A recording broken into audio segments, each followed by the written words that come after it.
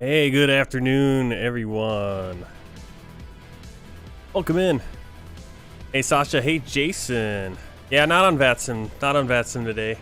Like I said, I gotta set that up, and probably should have spent this afternoon doing that, but I gotta get vPilot set up and all that junk set up. But I'm gonna be off all next week, so we'll see if we can do some VATSIM flights at that point.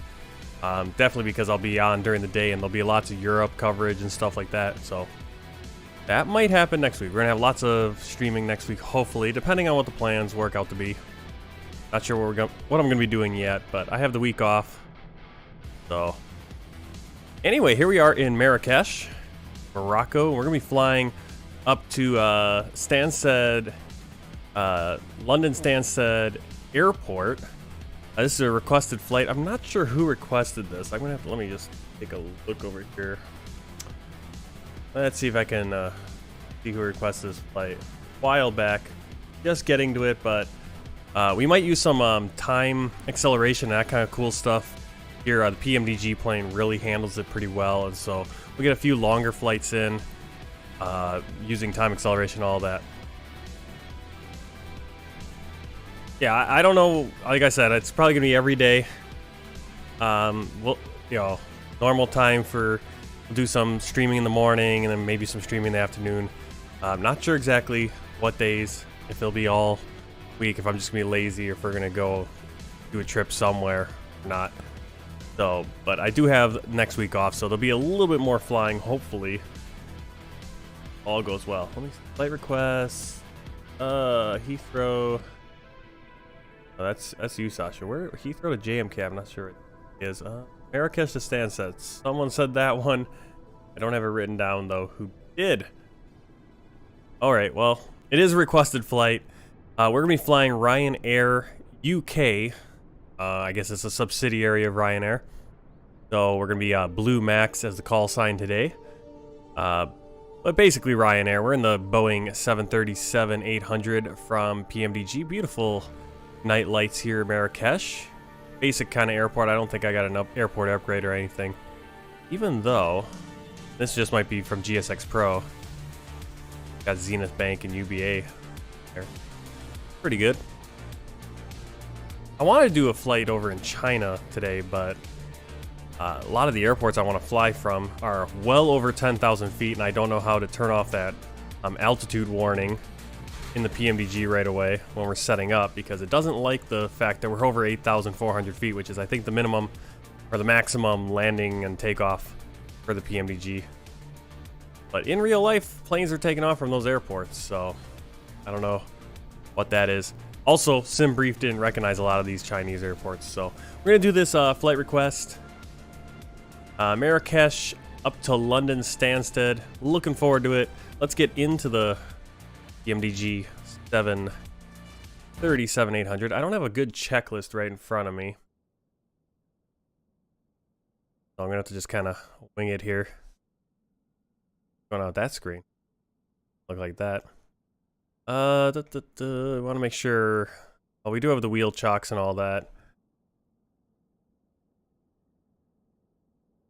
Up top, we'll get the battery switch on. Covered. While we're up here. Easier. Turn out the panel lights. We have external power available, supposedly. Airtime. Let's go over. First of all, I want to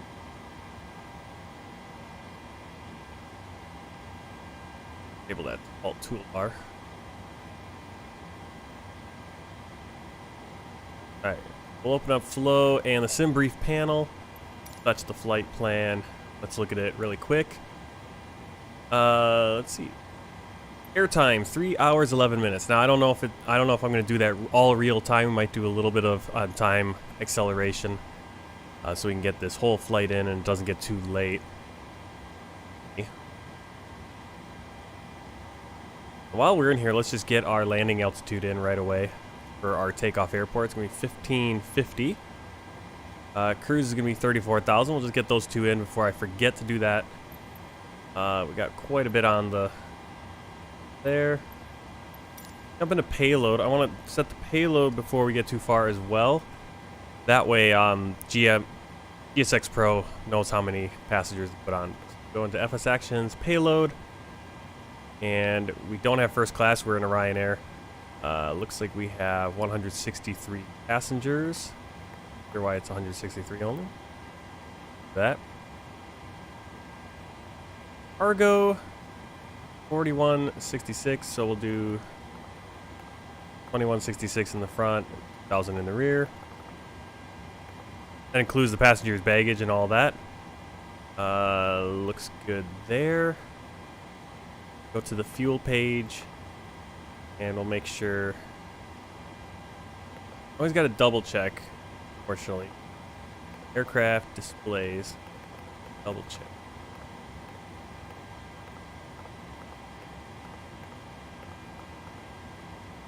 Okay, it's in kilos, good. Menu.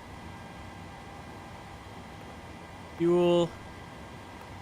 Fuel today, we're gonna need 12,000.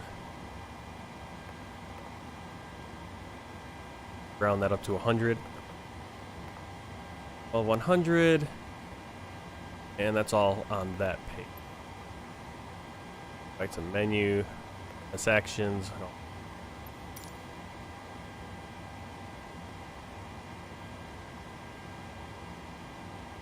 Oh, A380 coming out March 15th. That's going to be cool. Definitely have to pick that up from fly-by-wire. All right, let's jump back up top and we'll hit the align button. Get this going.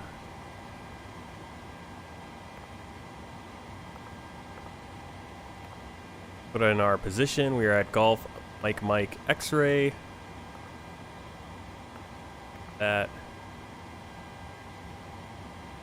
Route. Back up top. We'll get this aligning. Set that to nav. Start aligning. Oh yeah, definitely. We'll definitely do some long hauls in that. Problem with the fly-by-wire stuff is it only supports time acceleration so much, like 2 times. Even though I feel like I can get away with more. I can get in this plane. I can get it up to like 16 times, 8 times before the frame rate gets too low. Usually, you get the frame rate 25 to 30 range. I can still do 16 times. I haven't seen the last video, so I'll have to check that out. All right, let's get GSX Pro coming on and get passengers loading in here on the Ryanair.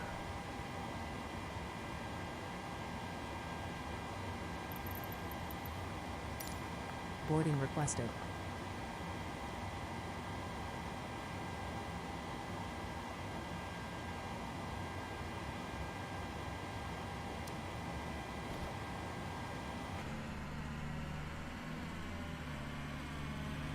Oh, it's gonna be good. Yeah, hopefully it doesn't eat the FPS as much, and hopefully, got a plane moving out in the distance there. Hopefully, yeah, hopefully you can do a little bit higher time acceleration than 2x, because if you want to do like, let's say a 15-hour flight, 2x is only going to get you down to probably 8 hours when it's all said and done if you do it the whole time. But if you can get 4x, now you're down to 4. 8x, you can get down to a 2-hour sim time, or 2-hour time real life to fly 15 hours, which is pretty cool. No, we're already on board. Passengers bus is coming. Now let's get in back over here. Let's open the doors. Open that. This should look really cool because we'll have both those doors open. We'll see all the passengers coming on to our Ryanair 737.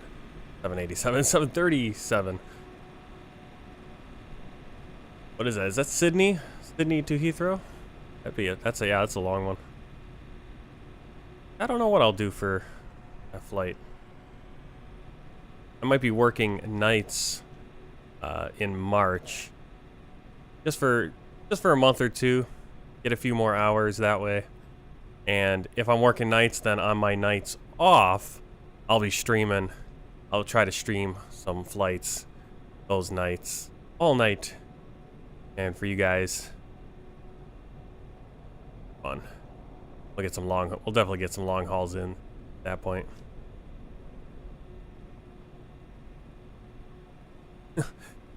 Yeah, they'll be. Well, again, I mean, I think the long haul is, yeah, if you have a good plane to do it in, and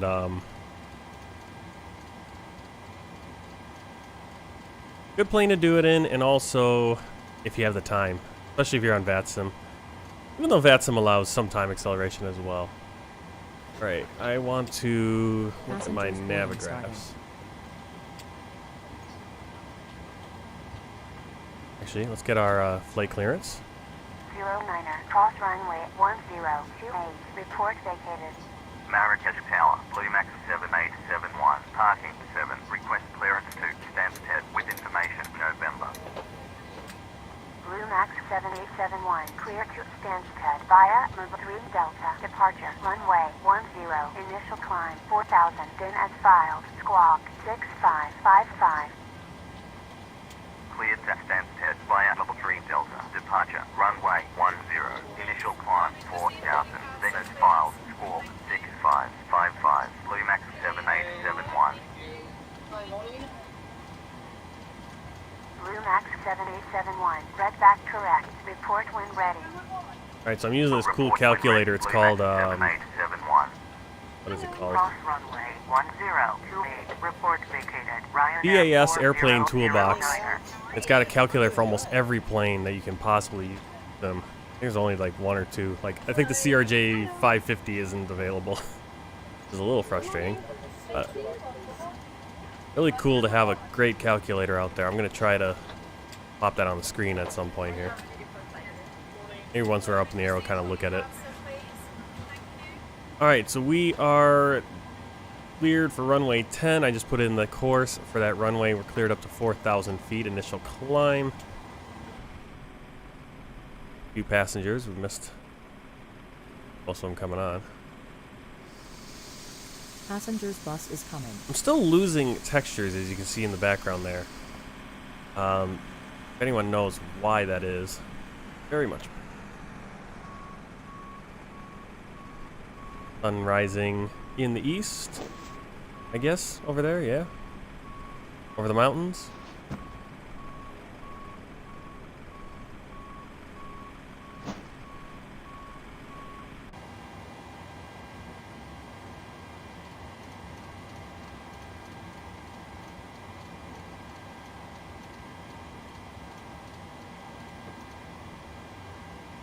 Alright, continuing on, get down into flight computer again, and get our origin. Our destination is Echo Golf Sierra Sierra, flight number 7671, runway 10. Next page, let's get the flight plan in, that sim brief panel up. Alright, we got quite a bit to put in, so map app.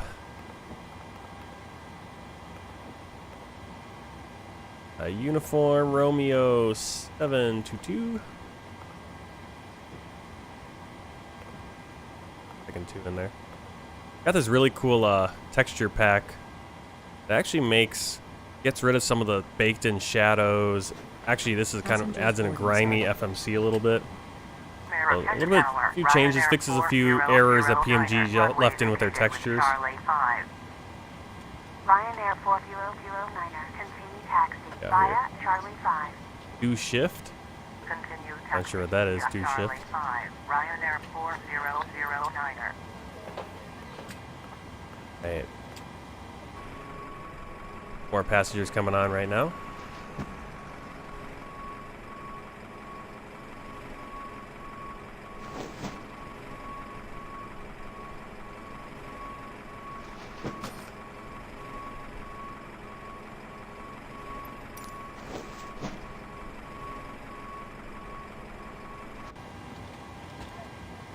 Let's get this thing ready to go so that we're not sitting with them on the plane too long.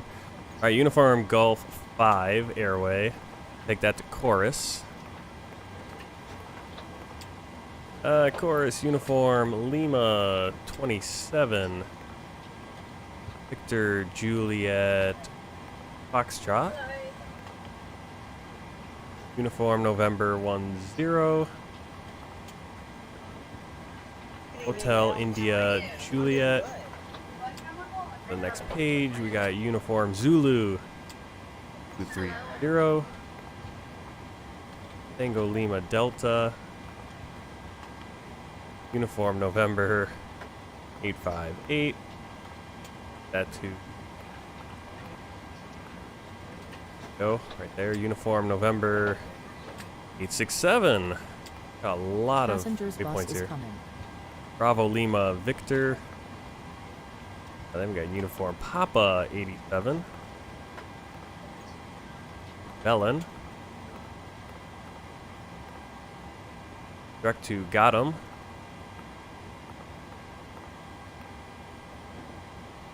And once again, Uniform Papa 7. Akor. Okor. Uniform November 873. Biba. Direct to Ragpu. Don't have any of the fun ones over here, like in the US. Dicro.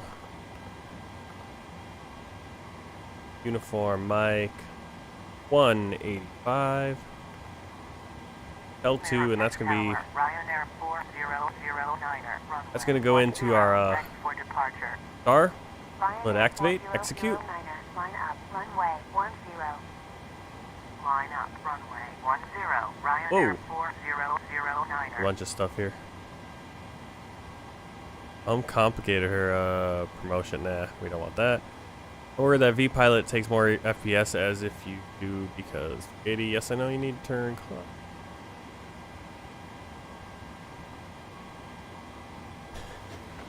Passengers This is boarding live weather, I believe. Yeah. I don't think I have not real time, but live weather. I went with I wanted to do kind of a morning here. I wanted to see the cool lights and the lights of Marrakesh there early in the morning. Everyone's probably turned their lights off now that the sun is rising, so we got a few more passengers coming on. We have our Ryanair 400 flight plan in. Let's get the 0 fuel weight on there. Reserves are going to be in our payload page. Reserves 2.7. Go with that. Cost index right on the first page, 59. And our planned fuel is 12. Cruise, I believe, is what, 340?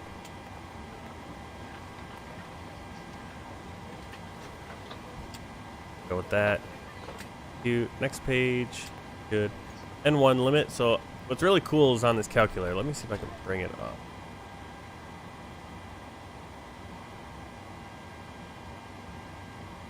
There it is.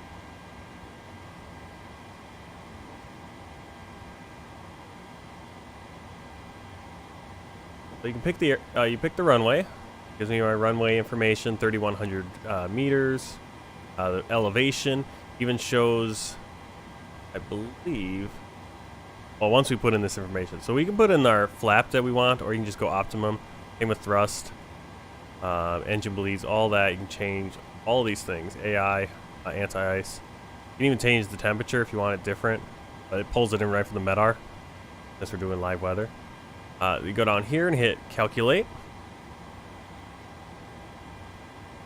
And you can see we have flaps 5.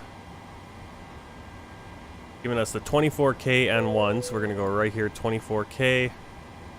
That's going to be 92%. It should say 92.4. I'm not sure why it says that. If it changes. Okay, 93. The numbers aren't exact always between the plane and this calculator, but it's pretty close. Depends on the takeoff weight, might not be exactly the same either. Flaps 5, center of gravity, look at that trim. Then our speeds, 146, 147, 152. Now here it's a little bit higher, so we'll just go with what the plane spit out, but you can see pretty close. We can also do, it'll show the landing altitude, 1550. That's what we put up right there. That actually gives you exactly what you should put in for that. Also, the 2600, I believe that's going to be on, yep, the 2600 for our heights there. Do the runway wind, so 96, no, the wind is 80 degrees at 5 knots. Go back. Takeoff speeds again. So now you can see the takeoff speeds dropped. 145, 149, and then 150. So a little bit different. Not exactly the same as the calculator, but pretty close. Goblin, just made your day. Well, glad to hear it. What did I do? Is this? Did you request this flight? Wonder, or if this is just a cool flight you want to see. Either way, pretty cool. Let's see, let's get in trim wheel. Oh, wrong way. 6.4 for the trim. What's really cool is that using the time acceleration, you can do longer flights in a shorter amount of real life time, obviously. And that allows you to get some different numbers for your trim, different numbers for your weights. I think that makes it a little bit more realistic than just doing these short flights all the time. I've done most of my simming career. Alright, so all the passengers are on board, all the cargo is on board. Let's go up, get the APU going. So fuel pump right there. And start APU. There's the EGT monitor. Put away this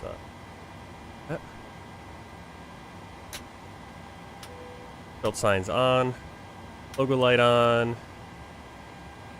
Wheel well. Don't need those. I just bought this beast of a plane and I just want to learn as much as I can and just open Twitch, and there you are. Awesome. Yeah, the 737-800 I'm getting a little bit more comfortable with it again. I used to fly the Zibo 737-800 over in X-Plane, which was a free version, because X-Plane 11 came with the 737-800. So similarly, how Microsoft Flight Simulator comes default with the A320, and then you had fly-by-wire really mod that to be really good. Zibo did that over with the 737 back in X-Plane. So I flew exclusively the 737 over there. When I bought it for the PMDG here, I bought it and I was like, I don't remember a lot of this after flying the A320 so much. So, kind of getting back into it. Obviously, everything being modeled. Much more, too. All right, APU Gen. I will turn on the APU bleed. X. APU Gen. Sorry about that. I'm going to turn on all the fuel pumps. Getting back soon and starting the engine. Got that. I think we are ready.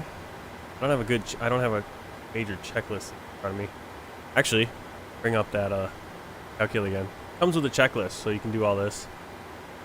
We'll say we went through all this.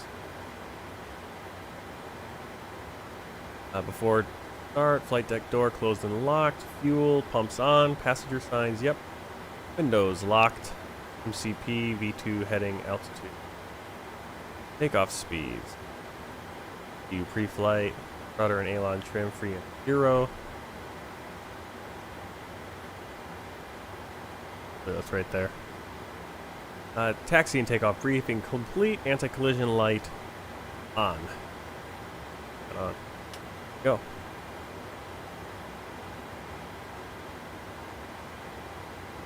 Alright, well, I did one already. What you want to make sure on all your planes is you want to make sure your yaw damper is on. That's a big one. If your yaw damper isn't on, usually your autopilot's going to have issues. So yaw damper on right there in this plane.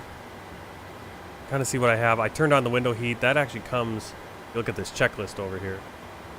That comes right there, window heat. Turn that on pretty quick. But I got the window heat on.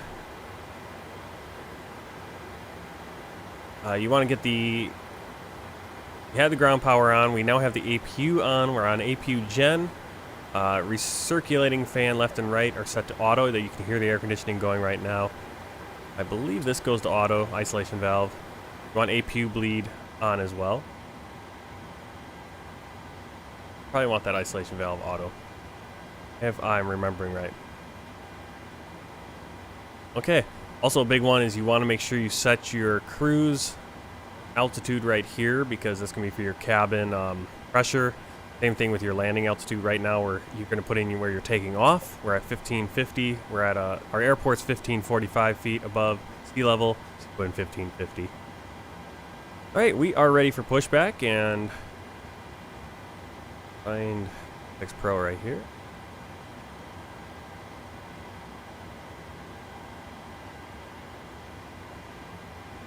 Come on, open the menu.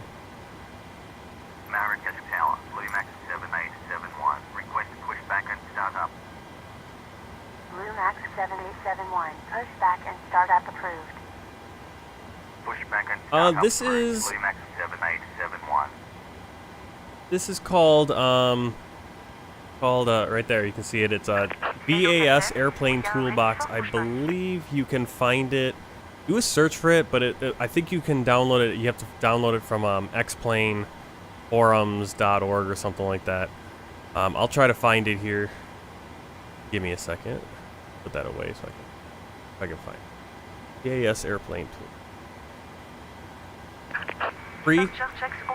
It works with any sim. It's not part of the sim or anything. It's just it runs this little program.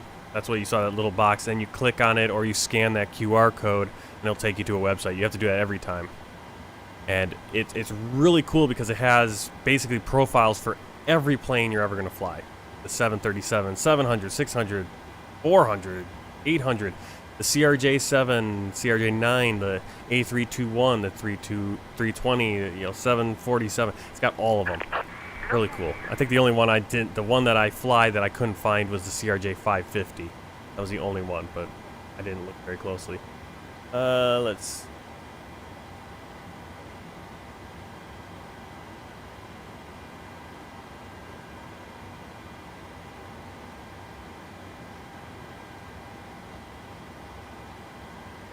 Get in here.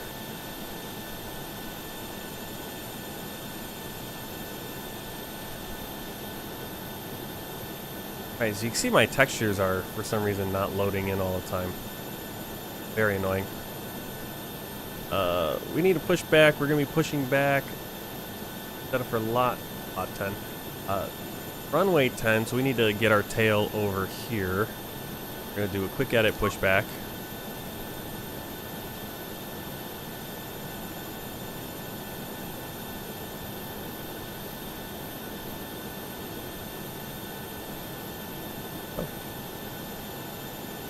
Exiting from editing mode. Please wait.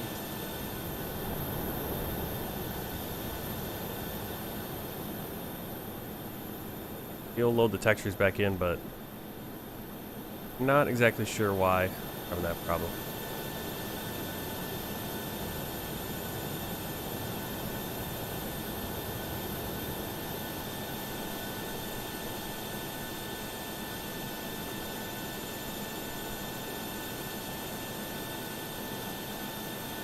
Yeah, when it works, it's really cool, and I'm looking forward to seeing how it works at Stansted, because there is a custom GSX profile someone made. Are we connected? Are we ready to go? I hope she's not off. Oh, we gotta remove the ground to power. So let's go into here. Release ground power. Okay, so now she's gonna lock it in.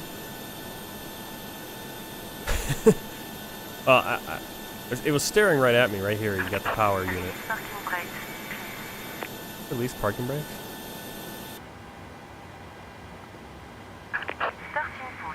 Okay. Usually she doesn't stand right there. Yeah, she's gonna go walk.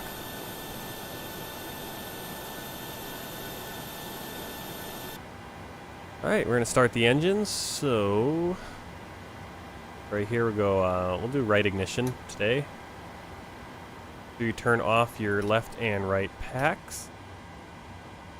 Otherwise nothing will happen. And RD engine 2. Once we get our N2 to 20, then we'll pull up the fuel cutoff switch.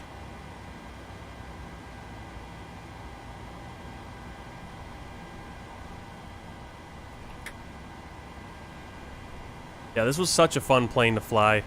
I'm really getting back into it for my free flights when I'm just flying for fun now. Like especially recently, I just want to do 737-800 flights. My world tour, I'm bouncing between all these different planes all the time, and I was doing a lot of A320 until we got the 737-800 here. So, but now I'm really getting back into it because I flew this plane so much before. Release the parking?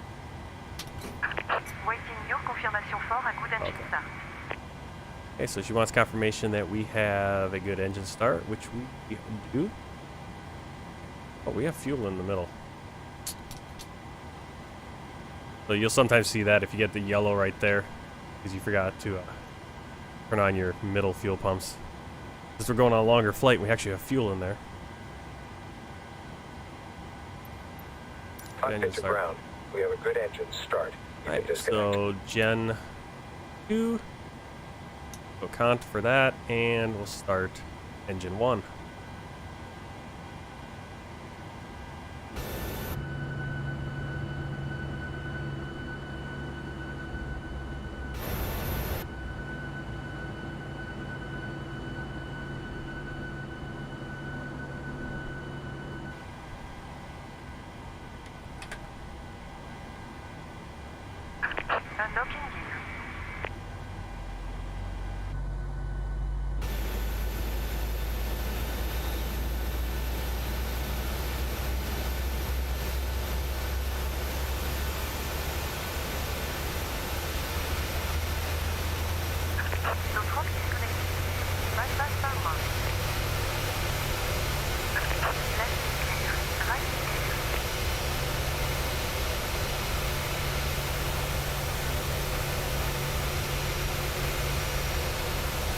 I don't know if it's the best of the best. I mean, I think the Phoenix A320 has given it a run for its money. Is giving PMDG a run for its money. Big thing is that PMDG doesn't have the EFB yet, the electronic flight bag. You look at the Phoenix A320, and they got that awesome flight bag over there. I don't have the Phoenix A320 though, because I have the fly-by-wire. I got the free version of that, and why buy the same plane twice? I know it's a slightly different plane because it is the current engine option versus the Neo, the new engine option. But I have a Airbus. It works really well, and I need to have my money so I can buy these planes because these are pretty expensive. It is fully modeled. So many of the systems are. It's PMDG has been like one of the top plane producers for a long time. They model everything on these planes. These are study level. You can get really deep on these planes, and like I said, things will not work. Your engines will not start if you have your packs on. I think if you had like more of a freeware plane, you could probably fudge it. There are a lot of things in the fly-by-wire A320 that you shouldn't be able to do in real life, but you can get away with. But yeah, it's a good plane. The VNav works really well. It like I said, when I came over to Flight Simulator, I was like, you know what, I might have to drop some money on the PMDG stuff. But yeah, this is my first time getting any PMDG product, and I was always wondering, like, why is it so great? All right, let's get our taxi clearance. Marrakesh Power, Bluemax 7871. Request Turn taxi. off our APU and our Bluemax AP feed. 7871. And we'll turn on the packs again. Runway 10 via Papa 3, Papa 4, Papa 5, Papa 6, Charlie 6.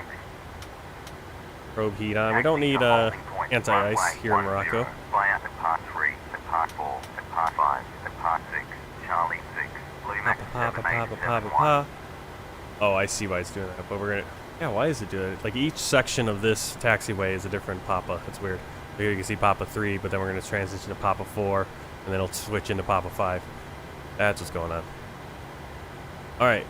Make sure you have your flight director on and select the side that you are flying on first. So we're gonna select that side, then we'll do the first officer side. Also arm the auto throttle. Let's get the RTO for our takeoff brakes. Get our flaps into 5 degrees. There. Start our clock. This will be our block time. I just want to write this down because if I use time acceleration, it doesn't keep track of Atlanta and stuff, doesn't keep track of them.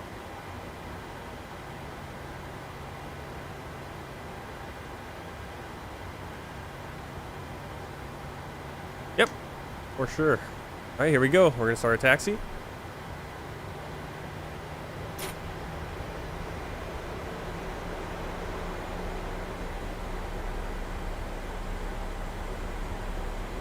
Verify takeoff speeds. So it looks like our takeoff speeds are, yep, they're the same.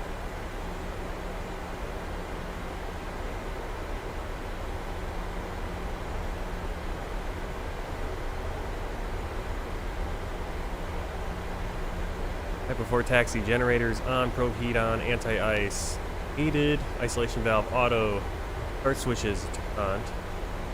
That one.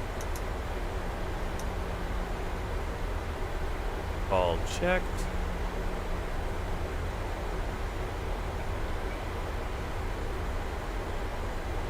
Auto brake RTO, engine start levers in the idle descent, flight controls checked, ground equipment clear. Before takeoff, we want to make sure our flaps are in our takeoff position. All green lights. Right there. Landing gear is also down. Stabilizer trim, that's set. So our before takeoff checklist is complete.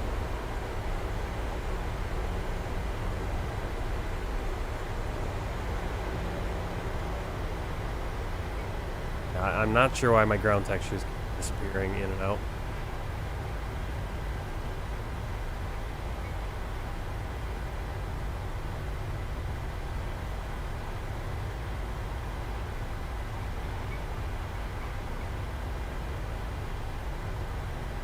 Right now we're on Papa 5.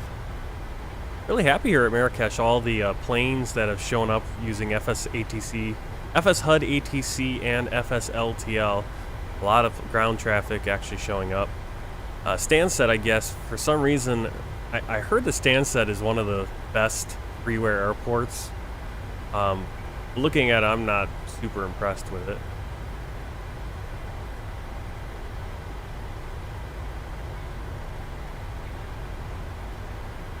Especially since it's got a lot of static parked aircraft.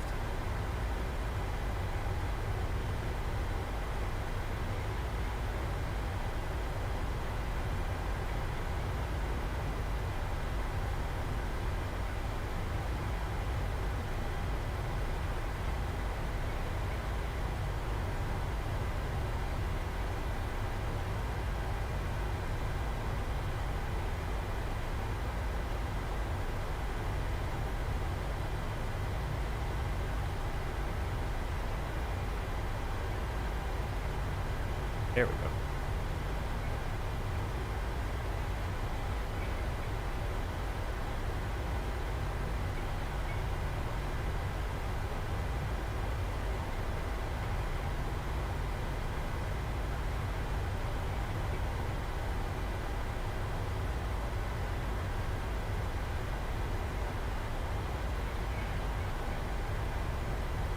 Oh, that's kind of annoying. My nav graphs won't show me where I am on the moving map.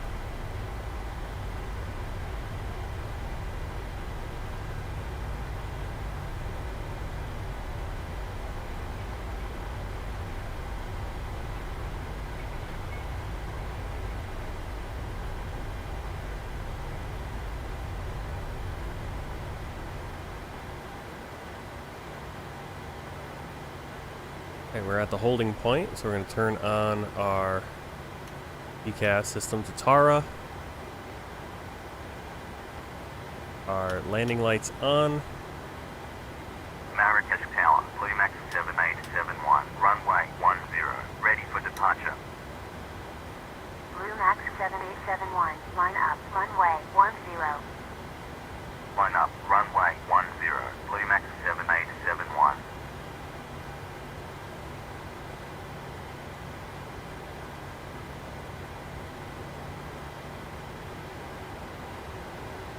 Okay, so what you can do at this point is you can actually, I believe you can set both your LNAV. You can hit LNAV and VNAV. Okay, VNAV is going to turn on, LNAV won't until you actually have the autopilot hit heading select. So I like to have VNAV and heading select on. And if you have everything else programmed properly, you know, so you can see, oh, you know what we didn't do? We didn't put in our departure. Bluemax 7871, wind Probably do 80 that. degrees at 5 knots, runway 10, cleared for takeoff. Runway 10, cleared for takeoff, Bluemax 7871.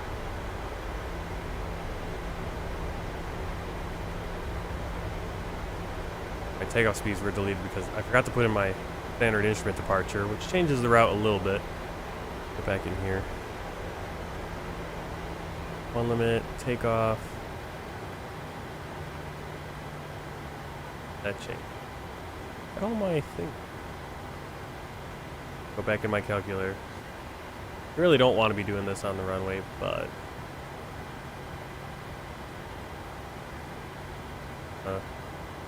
35. Actually matches perfectly now. Takeoff.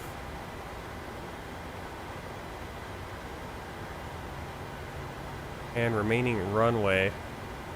Whew. We're gonna have 274 meters remaining on the runway. Supposedly. Oh, that looks, runway looks really nice, doesn't it? Look at that. Whew. Okay. So I got my VNAV, I got heading select. You have auto throttle armed. Flight directors are both on. And got your anti-skid and your auto brake and our flaps.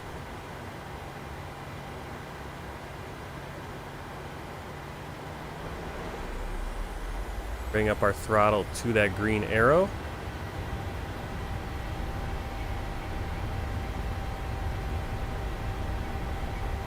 Go 92.4, 92.5. Maybe a little close.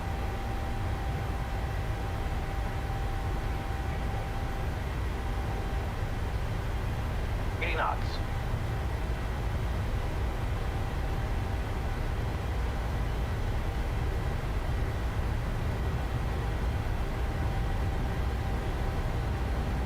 Okay, you can see we're coming up on the end of the runway.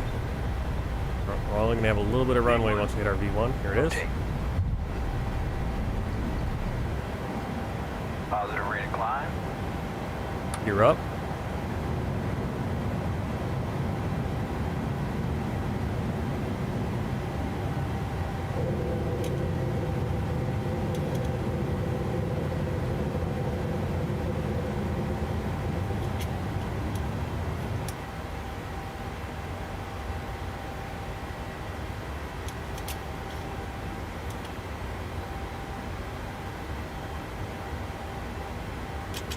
Bluemax 7871. Contact Marrakesh. Approach 119.7. Contact Marrakesh. Alright, so now I'm just gonna hit. 119.7. Yeah, I lost my connection here. That's nice. I'm just gonna hit CMD there for the autopilot engage, and it should engage now. Now what I can do is I can hit LNAV, and it'll start getting us on that pink line. Bluemax 7871. Radar contact. That's all it is. Big thing I would say if you're having issues is you might not be flipping on your yaw damper up there. That would probably cause issues. Climb to 13,000 feet.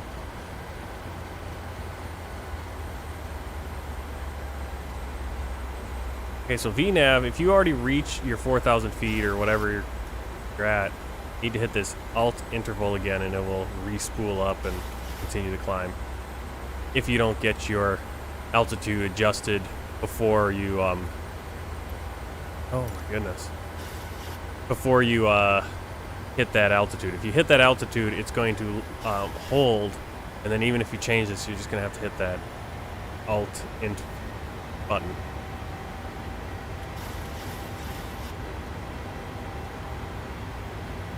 What's not turned on?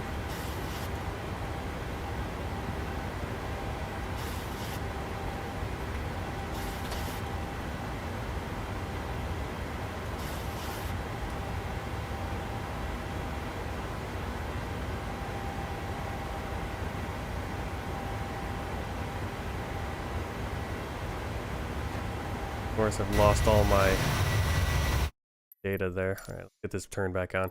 It loves to do this. It loves to kick me off of the real world data.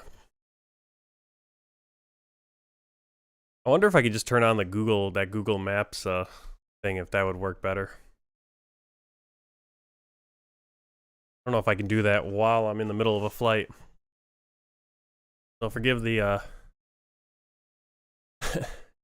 yeah. I gotta turn up the I have this program that kind of prioritizes internet use, and I prioritize OBS so that we can get the stream working, but then sometimes connected. Come on, go. Taking a while. Get it going. Well, how's everyone doing this afternoon? Already almost 3:30. I worked only worked a half day. Tell me we're gonna. It's not gonna work.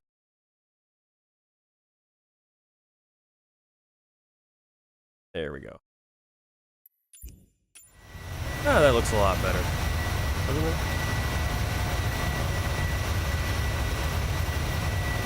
I can tell you the Google Maps look a lot better in China, but I think the way Microsoft Flight Simulator uses the Bing Maps is I think they do color correction and other things like that on the fly, which is really nice.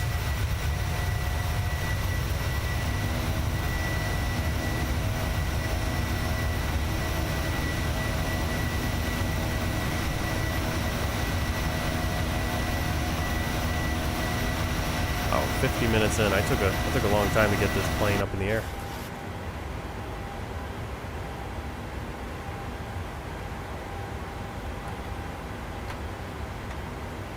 Clear our flaps. Auto brakes off.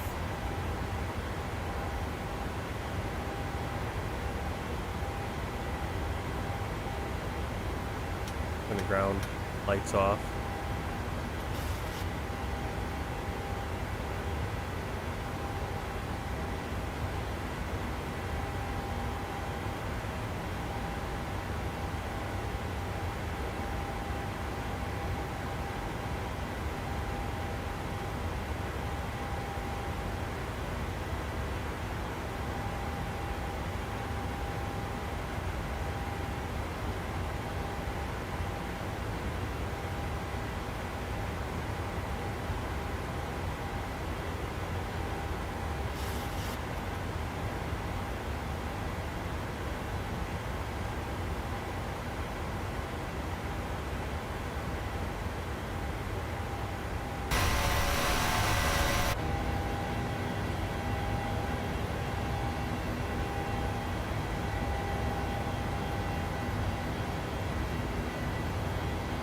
Also really nice doing this flight because it's been a while since I've flown kind of an African climate here, you know, with a little bit more browns.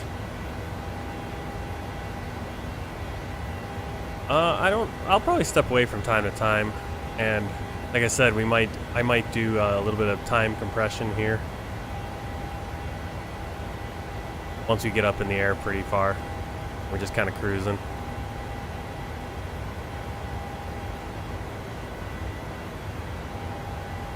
But yeah, I'll probably be here the whole time.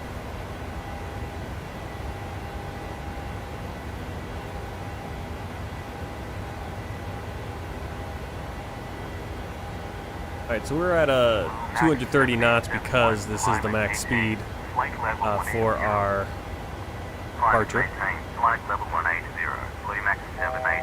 Okay, so we're almost to that, you just heard the little buzzer. We want to get our altitude to 18,000. Otherwise, the VNAV will stop climbing. See, it's not adjusting at all because it changes this to 18,000, so it's going to keep climbing 2,500 feet.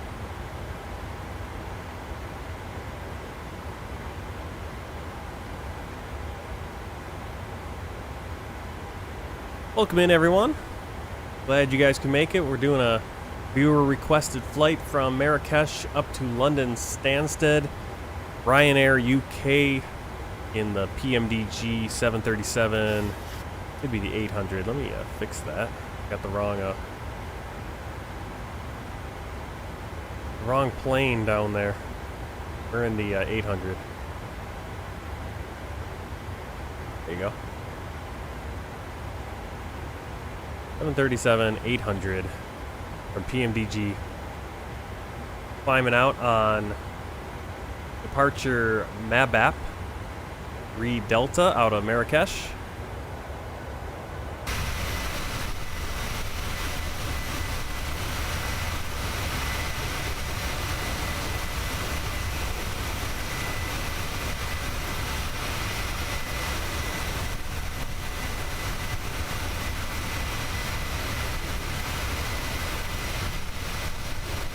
I wanted to do a flight in China because I've downloaded a ton of Chinese airports. Problem is the airports I wanted to fly from I can't find any information about them, or SimBrief doesn't recognize them. And I have them kind of weird. SimBrief doesn't recognize them. Like one of the airports is just opened probably a couple months ago. And then the second problem is a bunch of the airports I want to try to fly from are almost, these are like the highest airports in the world. Like the top 3 or 4 airports in the world are in China, and they're all like well over 10,000 feet. And so you immediately in the Boeing 737 here get the warning that you're above altitude, maximum landing altitude and stuff. Climate maintained. Flight level 270. Contact Marrakesh Casablanca Center 125.1. And so I have to figure out how to adjust that if it's even possible. Otherwise, you just have that buzzer going the whole time. Marrakesh Casablanca Center, Bluemax But maybe that buzzer would go away once we get up in the air. I don't know. But it's kind of annoying while you're trying to set the plane that you have this warning, this cabin pressure altitude warning. Bluemax 7871, radar contact, continue climb, flight level 270. Target speed, we're going to be 0.793 Mach.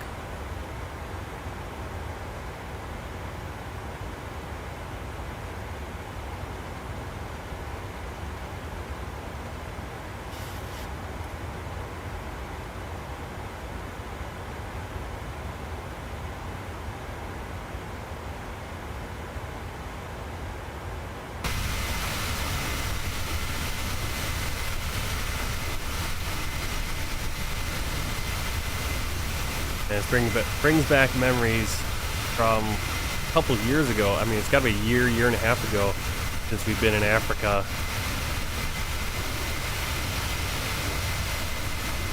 So there are some flights I'd like to do. I'm going to try to do some longer flights here in the 737-800. We're going to do, and going to be using time compression for those, the time acceleration. But you know, definitely fly like across continent, across Africa. That'd be pretty cool to do. What's really cool about it is you just run into different weather. The longer flights you do, you can actually run into some different weather, which is cool. I did a flight the other day from northern China to middle part of China. It was about a four and a half hour flight. It took me about 2 hours to do because I had time acceleration on, and took off. The sun was rising by the time I landed. The sun was midday. One place you had a few clouds. The other place you had some rain and overcast, and really cool coming in for the landing. Don't get those with the short 25-minute hops I've been doing lately in the Caribbean.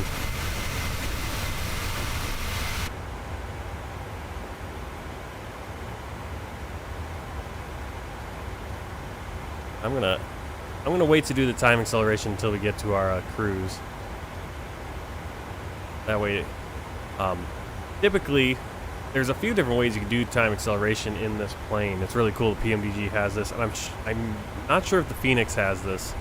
I know the fly-by-wire doesn't have anything like it, but you go in here into PMDG setup, options, simulation, lots of settings in here.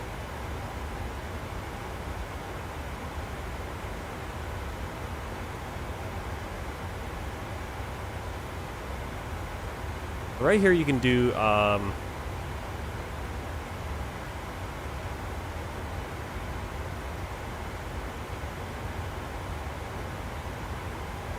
don't know why it was jiggling the plane there. It shouldn't be in auto time. So what you can do is right now I have you can see this TC/SR button. Now that's going to be over here, right on your clock. TC/SR. This controls your time acceleration. You can see it's got an up and a down. If I would click once, I'd be at 2 times. Click again, I'd be at 4 times. Click again, I'd be at 8 times. Click again, I'd be at 16 times. I'm not sure how many times you can click it. Eventually, your sim will not be able to handle it. So make sure. The problem is, and I'll show you once we get to cruise how that works. But that's manual control. You can have a manual time acceleration control. Really cool. You can also do, you see this auto time compression. Now, I've got it set to up to 4 times. You can actually set it up to... You can set it to 15 times, right? I want to make sure it's not actually accelerating me. And what that will do is if I have this set, I can change this setting to auto time compression. And what that will do is the plane will automatically adjust the compression based on where you are in the flight. So usually what will happen... We'll just have this set to 4. But if you use the auto sim rate control, the plane will control it automatically. I believe you have to click this button. You click TC, you click that button, and then it will go into automatic time control. And what it will do is, at certain points, like right now, it will speed up to 2 times, 4 times, or whatever you have as your max. It'll go in somewhere in that range. And when you start coming up on a turn, it will actually go into real time again because that allows the flight computer to make the most accurate computations. And then once it gets out of the turn, it'll accelerate time again. And then if there's another turn, so it's really good if you're doing a long flight, you're going to step away, but you still want to have that time compression, but you want the plane to have an accurate flight. Yeah, the plane itself will adjust compression. It's really cool. So I might turn that on since we do have so many turns, and that way it'll kind of adjust as we go. But once we're up at our cruise, well, we don't actually have, we're at a pretty stable climb, so I'll show you how this works. Beautiful. That's crazy that we took off, or I started this flight, started the stream, and the sun wasn't even up, and how high it is now. Okay, so we're gonna try some time compression here. So what we do, let's click once. It's gonna light up yellow. Now you can see that second hand's clicking a little quicker. We're at 2 times speed now. Everything's moving double speed. Now we don't really have any clouds nearby, but you can see how we're moving a little faster. I also see the planes gonna dip and do a little dodgy sometimes. So 2 times, you're gonna be pretty stable. So for most flights, 2 times is gonna be, especially shorter flights, it's gonna be more than enough. We can go to 4 times. Now, once you hit the button again, it's gonna go 4 times. This is gonna light up as red. That means you're in 4 times. See, we're moving a little faster. Now we got a turn. Now again, you can do the turn. It's pretty accurate. Not too far off. Not too bad. But it's not perfect.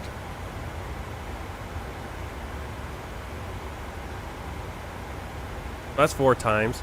Then you can go up to, click again, you're going to be at 8 times. Now, it's not showing, it doesn't change colors, so be careful. Maybe you want to get Sim Rate Bandit, I think it's called Sim Bandit or Sim Rate Bandit, which will tell you what your sim rate is. So we're at 30 frames per second. If I would hit again, it'll probably hurt our frames pretty good. If you want to go back to, I think if you just click down, it'll just go back to normal speed. You can also hit the clock button, it'll go back to normal speed. And you can see the plane's kind of adjusting now because it wasn't exactly on the course. So 2 times, 4 times is very stable. If you want to see how fast we got up our climb there.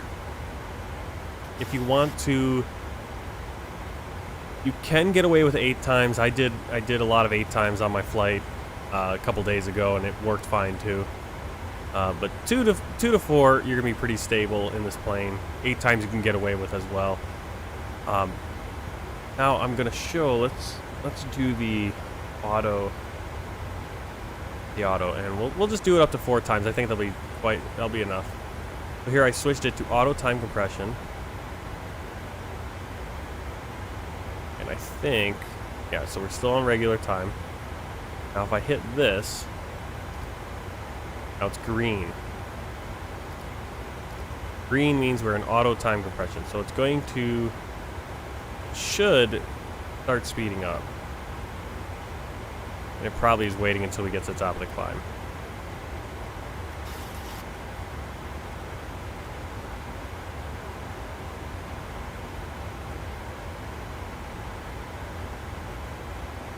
There you go. You can see how now it's picking up a little bit. See that? Now it's going about 4 times, I'm guessing.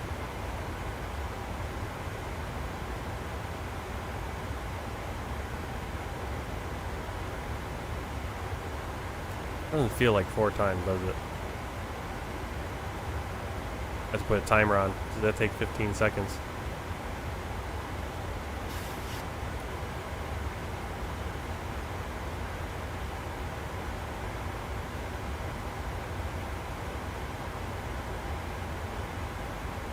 Yeah, that's 4 times.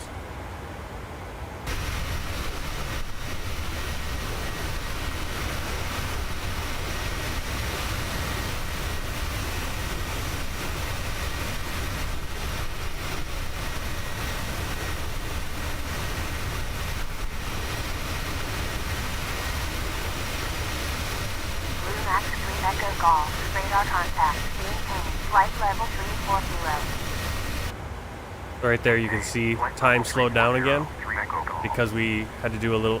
Plane had to do adjustment, or it kind of had to do a little bit of adjustment. And now when we're flying, so I got a FS HUD ATC. Now, if you're on time acceleration, you're not going to hear any of the ATC unless you're on something like VATSIM or something else. You can see our time remaining has gone down. Let's go. We'll just go normal time. I want to just get a feel for how much longer our flight is going to be. How much longer the flight will be. Our estimated arrival time. I think we can find that right here, actually. Top of descent is going to be 10:27.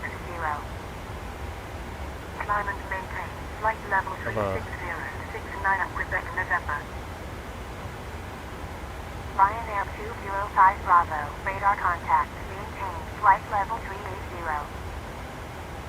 Maintain, flight level 380, Ryanair 205 Alright, so 10:27, so we have 2 hours and 10 minutes remaining just to get the top of descent.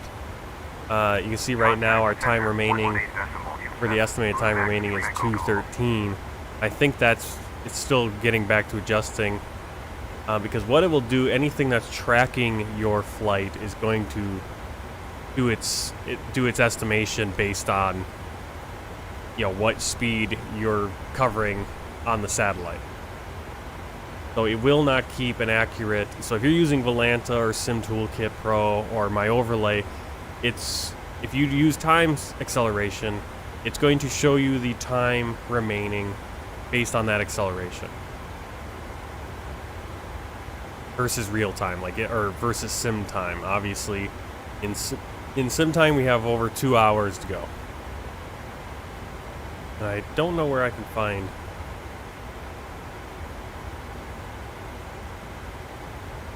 Progress. There we go.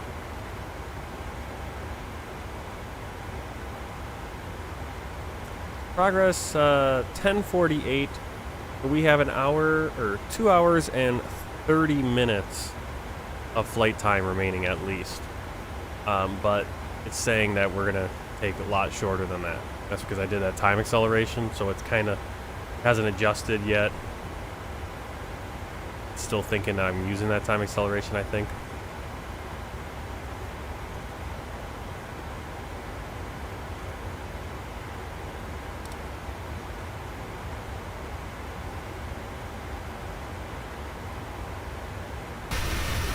It's really cool because you can have that acceleration on to do these longer flights. And I've never really, like the flight I did a couple days ago was the first flight I've ever done it. This flight now, I've done it a little bit. But I've flown, how many flights have I flown? What are my stats on VATSIM? I've done 561 flights, right? And 560 of them I've not used time acceleration. I've got I've got 922 flight hours. But that's based on real-time flights. That's 922 real-time flight hours. Now, I know I'm gonna use time acceleration more often now because I want to do longer flights, and I'm probably gonna have to start just tracking my own, keeping track of my sim time somewhere, because it's only gonna track, you know, Volanta, anything you're using is only gonna track the real time. So if you time accelerate a 4-hour flight and it only takes you 30 minutes to do it, you got to do that 4-hour flight in 30 minutes, but you're only getting credit for the 30 minutes. And I'm wondering how Microsoft Flight Simulator is going to credit it. That's gonna be interesting. I'm gonna have to look on the log if it credits by sim time or credits by real time.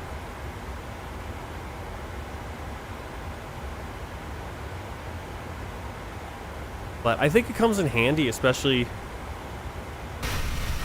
know, some of these longer flights, especially if you're over just the ocean. You're just flying over the ocean, it's just clouds and nothing going on.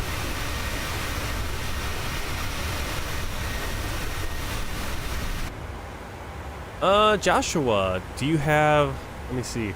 So on my flight here, I have 100. How many passengers? I have 163 passengers, and my cargo is 4.1. Now I also, when you're on SimBrief, let me see if I can pull this up.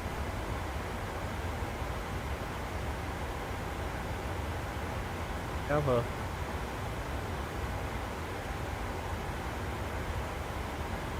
I don't know if I have a.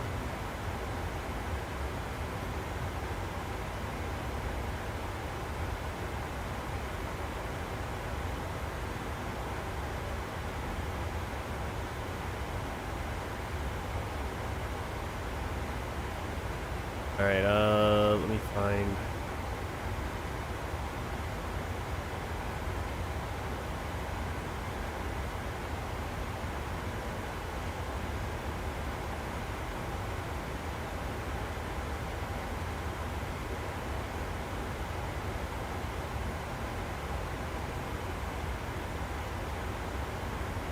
Not the best way to do it.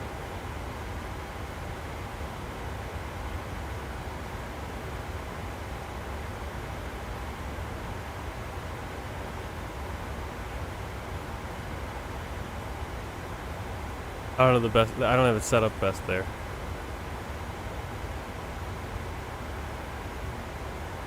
Yeah, I'll just go like that. So there's my other screen right there.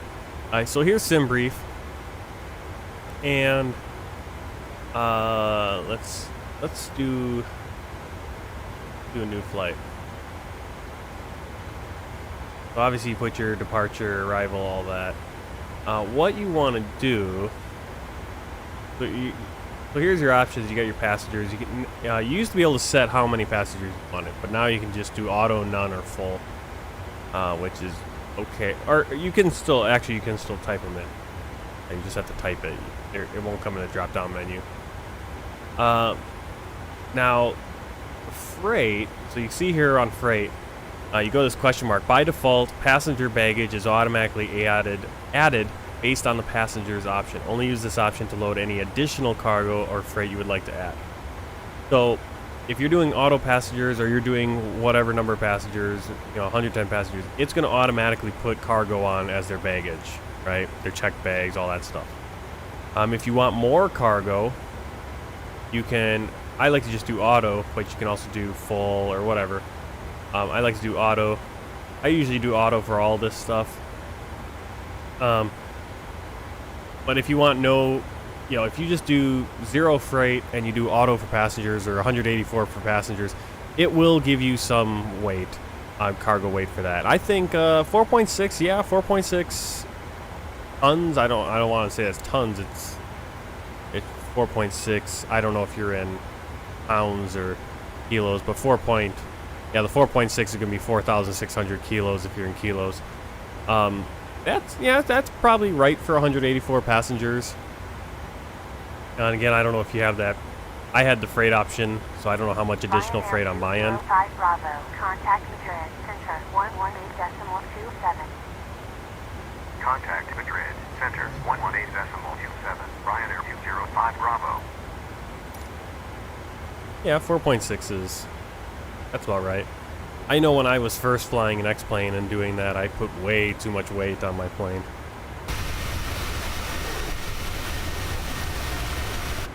I'm going to use a little time acceleration here.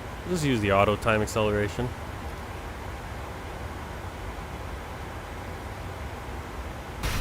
You can see the clouds moving a little faster.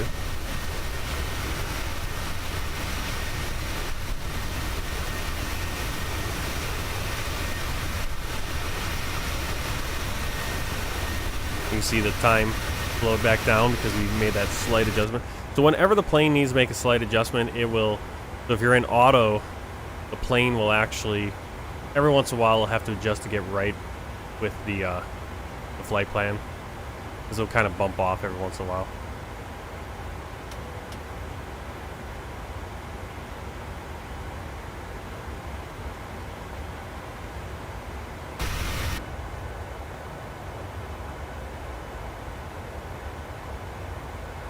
Oh, with this camera is it cuts off a little there.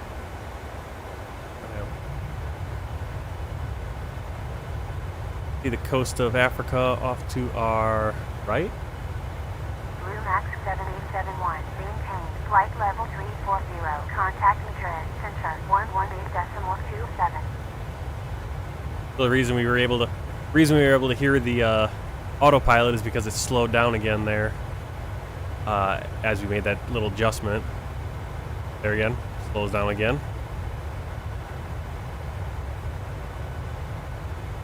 If you want to really, if you have a certain time crunch, you really want to know that, hey, I'm going to be going 4 times until between, on my cruise, and I can bunch up my cruise.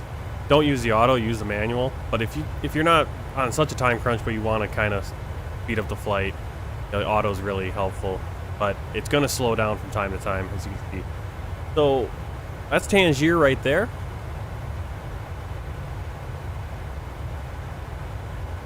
And Gibraltar is actually on the other side of that on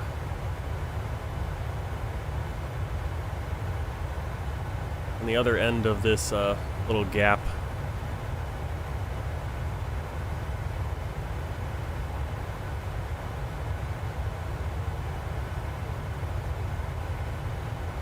Hey, thanks for the sub, Josh.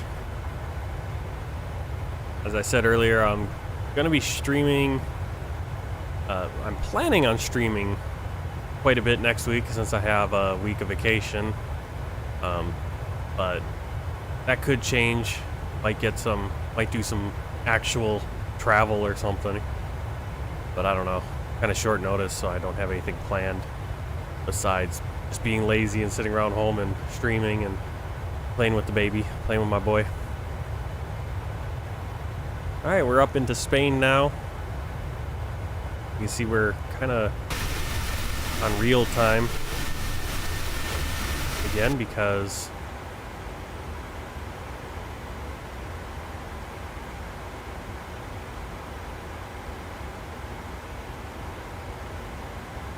only problem with time acceleration is when I do a longer flight. This isn't an extremely long flight, but I do something like 3 hours, I'm like, oh, okay, I'll have some time to do some cleaning here. And if I keep the time acceleration on, I'm not going to have time to do some cleaning. We've been in the air for 28 minutes, but we've covered 52 minutes, or let's see, 52 minutes since we started taxiing. And I want to say it's been stream time. It's only been about half an hour. Our taxi, so getting more of the flight in, really cool.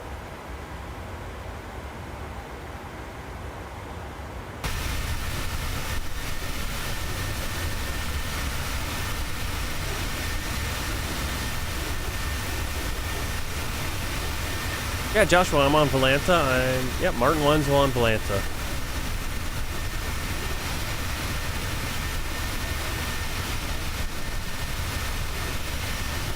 So making our way over Spain, looking beautiful. Never done this flight before, so I probably have done a flight similar to this back in X-Plane. I did a bunch of Ryanair flights, so I probably did a flight, because I know I flew down to Marrakesh.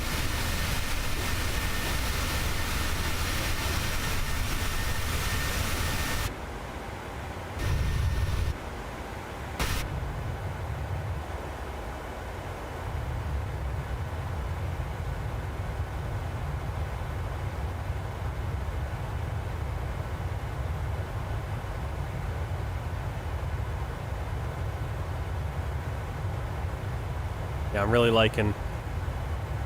I kind of forgot that there was time acceleration in Flight Simulator. I think I've used it a few times just playing with it, and I figured it's like it didn't seem so realistic, and it always been punched into me. It's like, hey, that's not real. It's not realistic. It's not how you do it. You got to fly your flights full. But I feel like I got permission from, I think he's 737 NG driver or something like that, and he's a real life 747 pilot. He uses time compression. Thinks that you actually can do more realistic flights with it. It makes sense, because you can do these longer flights in your sim amount of time. I'm not sure what's going on with the, kind of got a dud of a,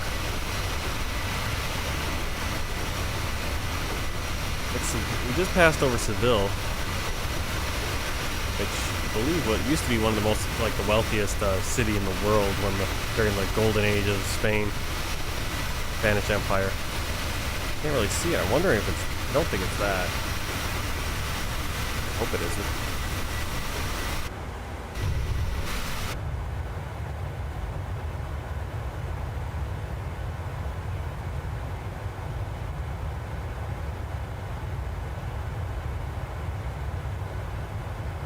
I asked a couple of my buddies who also stream on Twitch and if they like to if they use time acceleration, and they're like, yeah, it's pretty good. I've only had a few crashes. I haven't had any crashes, and I hope I don't run into it.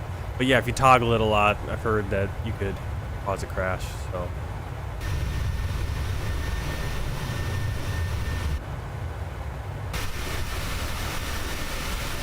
I'm wondering if it's not loading in very well because we're going too fast.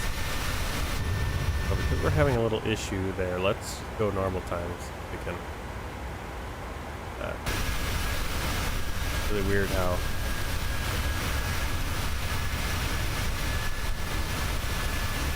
I mean, we're over Spain right now too. This should be really good considering they did that world update.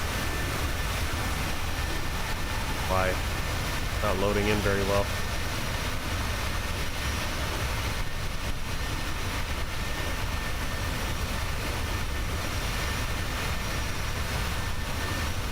Ryanair 7 Quebec Delta, radar contact, maintain, flight level 380.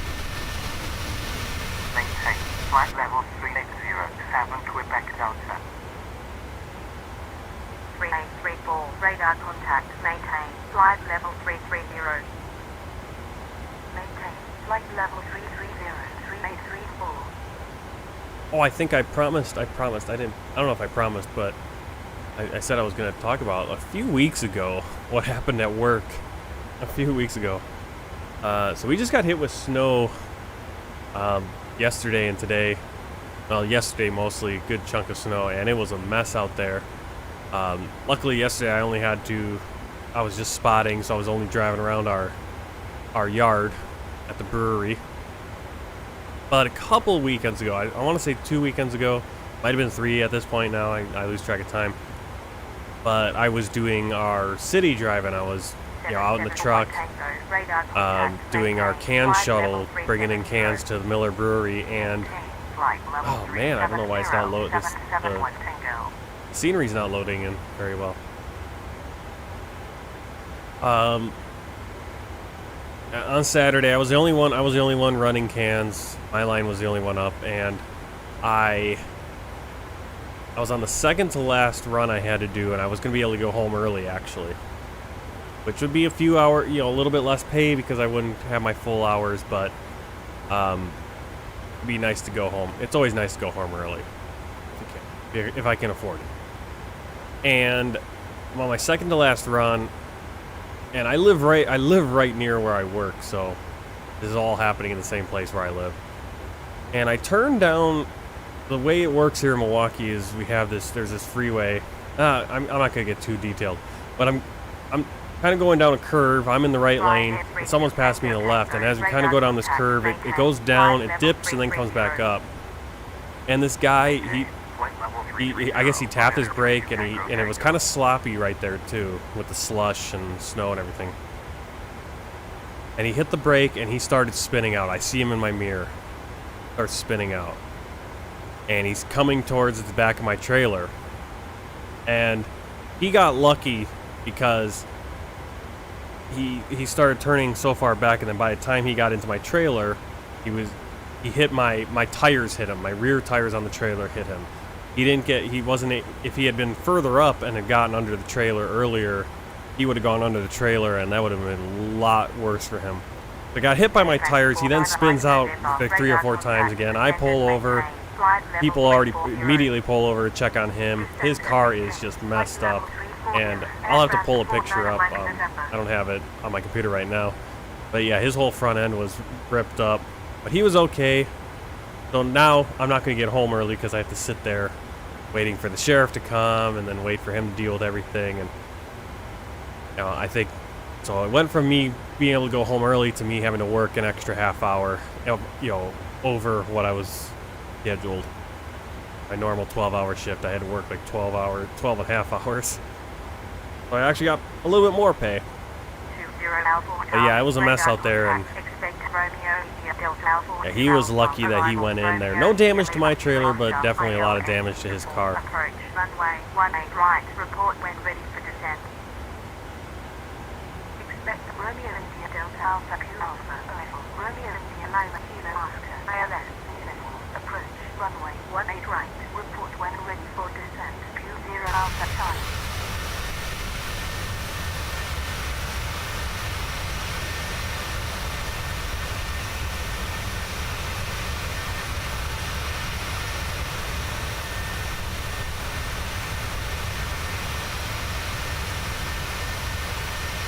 Alright, we're going to be coming up on Madrid on our right. Let's get inside.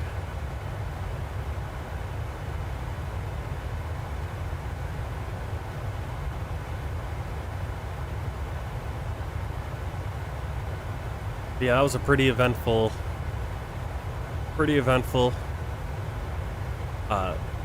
Like I was a little shaken up by that. I wasn't too shaken up, but it was a little bit like, hopefully you're hoping he was okay because he was the one going under my trailer, and he was the one that got spun out. I was like, for me, it was just this like boom as my tires hit him. I clearly could tell hit something. I can see him. I can see the parts of his car flying everywhere. Ryanair 7 Uniform Bravo, radar contact, continue climb, flight level 290. That's a very interesting call sign. Ryanair 7 Uniform Bravo. Very interesting call sign.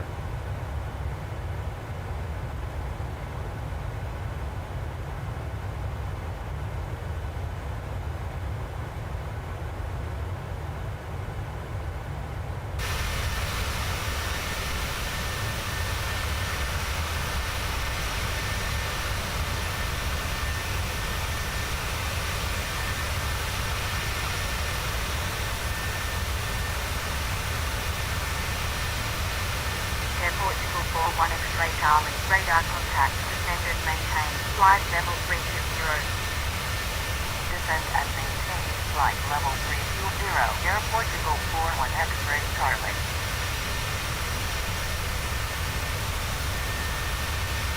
75 Julius, radar contact, maintain, flight level 360.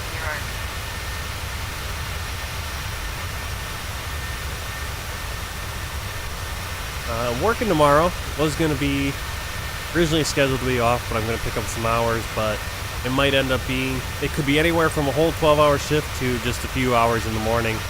So keep an eye out. If I do get off early and I'm able to fly in the afternoon, I'll probably do another viewer requested flight. So I'm going to make sure this evening I have everything set up for whatever flights. And then I think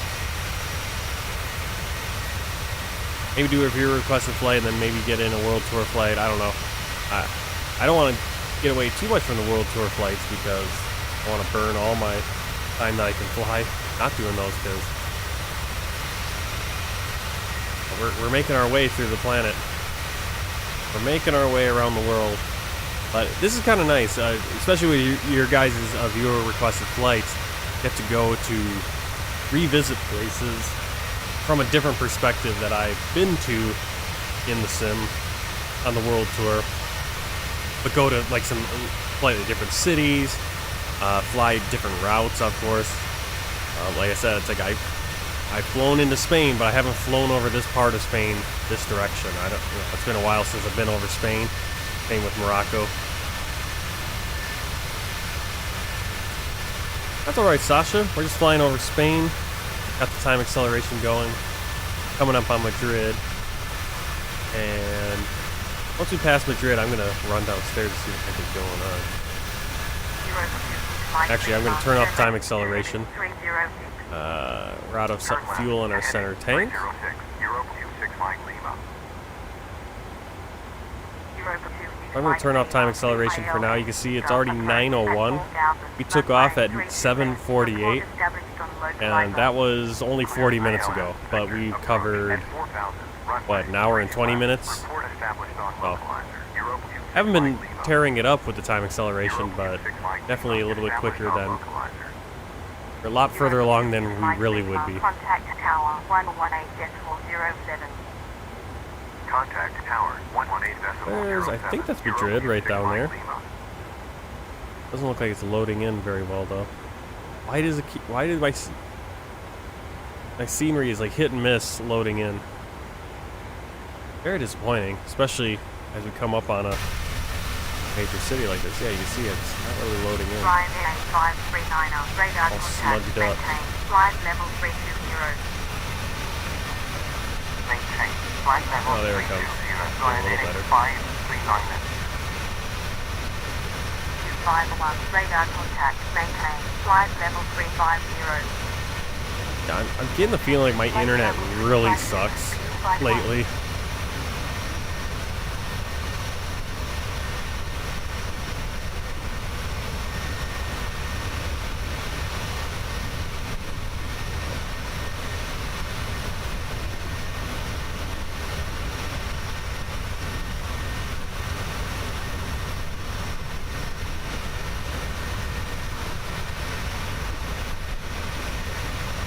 Yeah, right now, well, I turned it off, but the time acceleration, you got a couple options for it. Like right now I have it on auto time, so when I turn on time acceleration, it will accelerate when we're just flying straight, but if it has to make a turn, it will slow down back to normal speed. If it has to do anything complicated, it'll slow back down.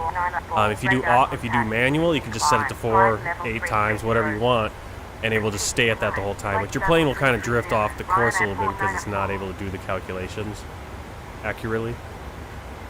Oh, come on. Load in. The drift. Oh. That's kind of disappointing. It just seems like that's the tile where Madrid is, and it's loading in. I'm having trouble with that for some reason. Alpha Sierra Bravo, India, November. ILS sector approach runway 32 left. Report when ready for descent. Foxtrot Hotel, India, Mike Charlie. Sucks. Ryanair 6832, radar contact, expect Pod 2 Delta, arrival at ILS, Speaker, approach, runway 32 left, report when ready for descent. Expect Papa Romeo Alpha Delta U Delta. You know what? This plane actually is not the right plane. This livery, I didn't realize on the livery there's actually a number of 737-800 liveries that come with the PMDG.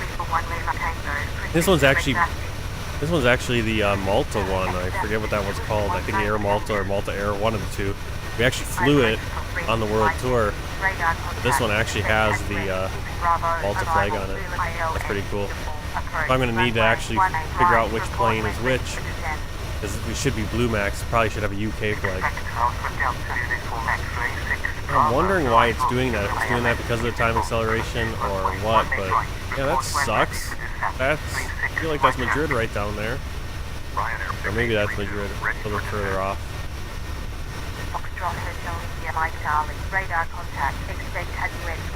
That might be Madrid over there. Either way, kind of sucks that the... But I'm having all kinds of problems with my scenery. Not loading in very well.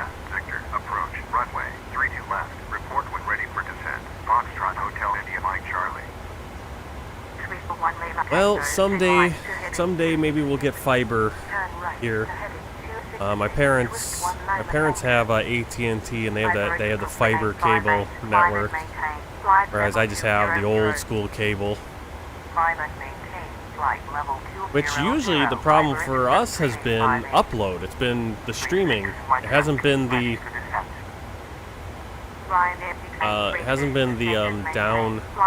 downloading. We usually haven't had problems until very recently. Flight Simulator doesn't want to load things in properly. There's Madrid over there, not loading in at the highest quality for some reason. See a plane off in the distance. Rolling 6 with FX3. That's disappointing. Foxtrot Hotel India Mike Charlie, ready for descent. Alright, well I'm gonna put, since there's nothing really to see there, I'm gonna just put back on the auto time acceleration. You can see the time little thing speeding up. There it goes.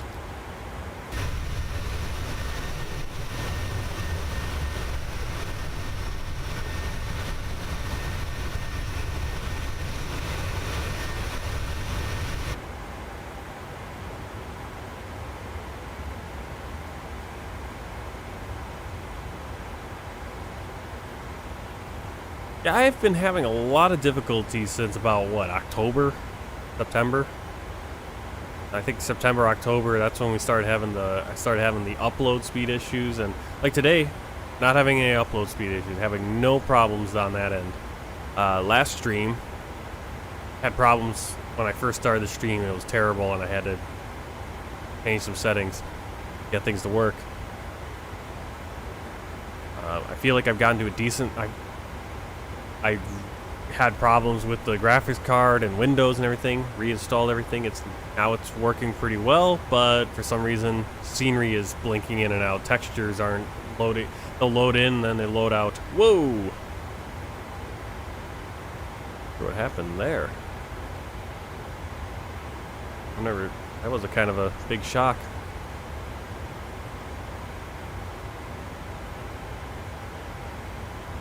So now we're back at normal speed, even though so this is the auto speed, or the auto time compression, and it kind of slowed us down because it had to adjust to fix whatever that bumped us off. It is not loading in the textures very well. What is this?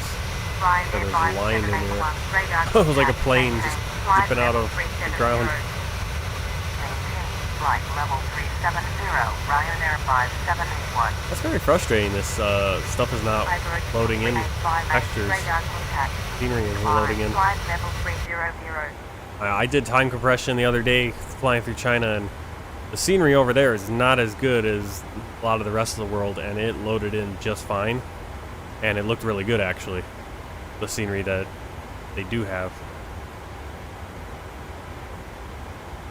Typically, it's more the city area where you notice it in China where the scenery is bad. So I think what I'm going to do is maybe we'll fly another flight here. We'll see. I'll see how it goes, but might do another flight, and I'll turn on that Google Map enhancement thing and see if that works better, because it seems like Bing is struggling, at least on this flight, to load in Spain. Oh, what is going on there?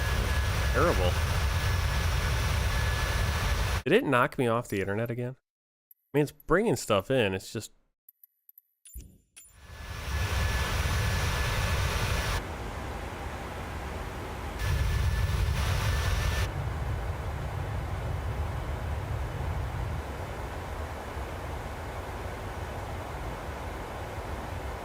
Looks alright on that side. Over here, not so good.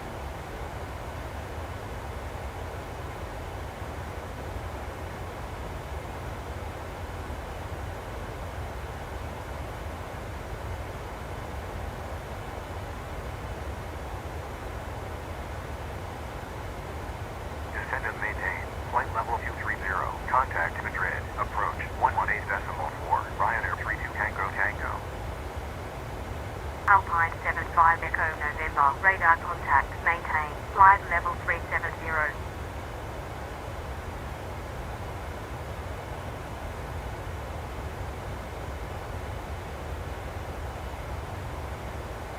Welling 5 Romeo uniform, radar contact, expect Charlie Echo Golf Alpha 3 Tango, arrival, Bravo Lima Victor, ILS, Zulu, approach, runway 12, report when ready for descent.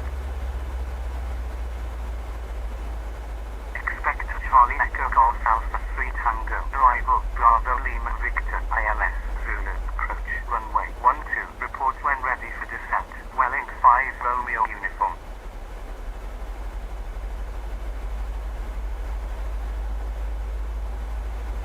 Welling 5 Romeo uniform, proceed direct Bravo Lima Victor, descend and maintain, flight level 140, cleared Charlie Echo Golf Alpha 3 Tango arrival. Proceed direct Bravo Lima Victor. Descend and maintain. Flight level 140. Clear Charlie Echo Golf Alpha 3 Tango arrival. Welling 5 Romeo uniform.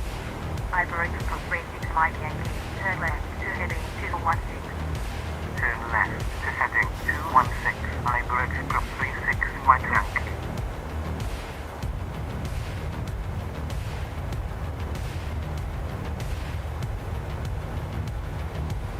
Ivory from 36 Mike Yankee.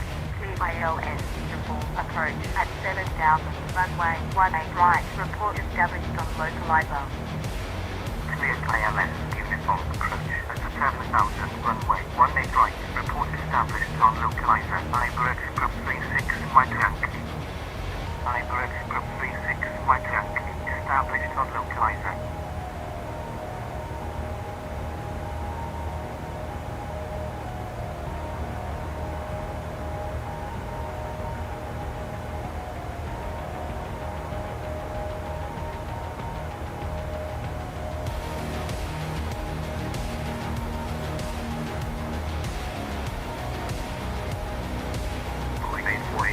Ready for descent.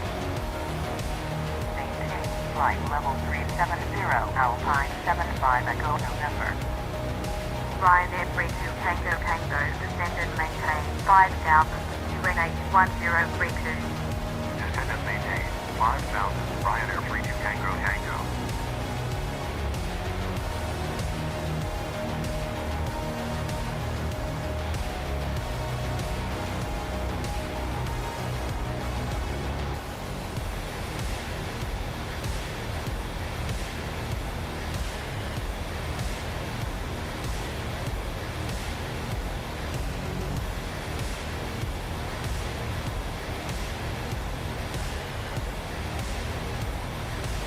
Ryanair 2 West Victor, descend and maintain flight level 360. Descend and maintain flight level 360, Ryanair 2 Whiskey Victor.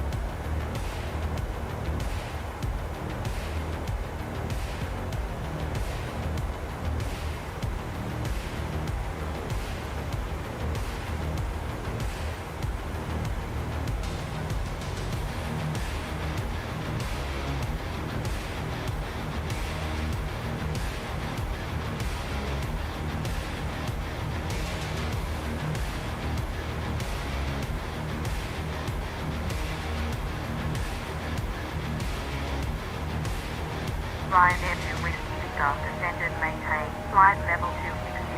Contact center 119.45. Descend and maintain flight level 260, contact center 119.45, Ryanair 2 Whiskey Victor. Alpine 75 Echo November, maintain flight level 370.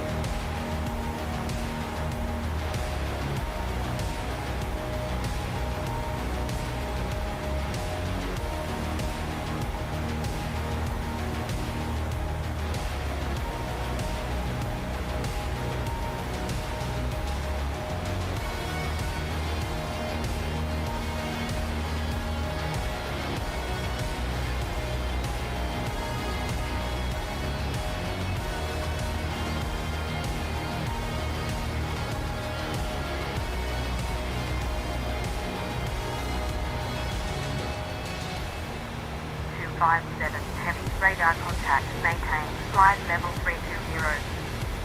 Maintain flight level 320, EGSS 257 heavy.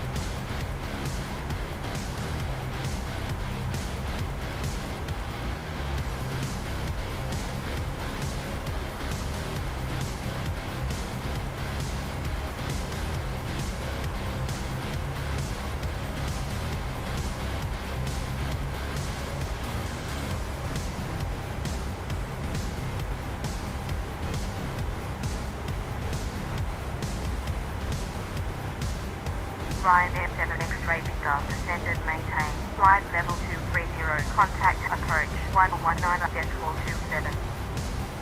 Descend and maintain. Flight level 230. Contact approach 119.27.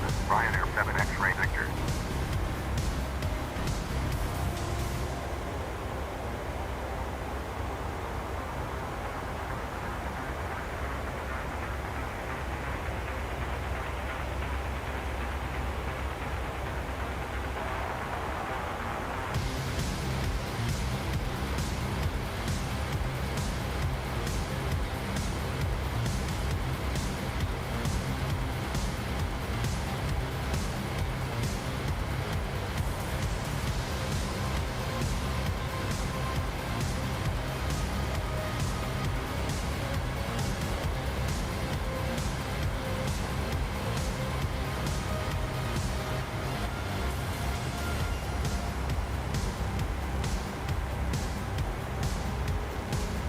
UTS 257 heavy, climate maintain, flight level 330, contact Marseille, center 124.5. Climate maintain, flight level 330, contact center 124.5, UTS 257 heavy. Transavion for Quebec, contact Marseille, center 124.5. Contact center 124.5. Transavia for Quebec.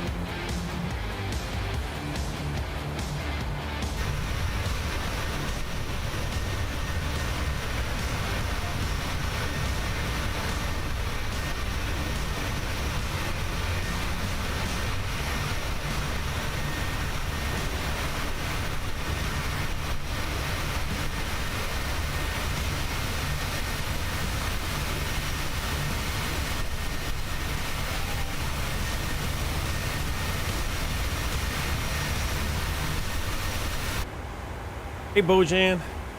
Yeah, I don't know what is going on with my internet. But that, yeah, it's getting a little ridiculous with the not enough bandwidth thing. I think after this flight, I'm gonna have to just reset the router and all that stuff because it has been a pain in the butt lately.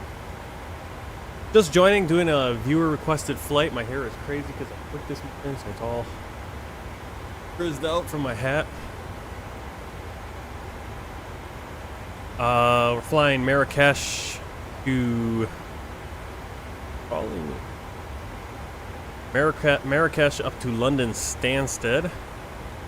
Viewer requested flight. We're on Ryanair UK PMDG Boeing 737-800. Currently right now over the Bay of Biscay. Got France on our right. And in our rear view mirror we have Spain.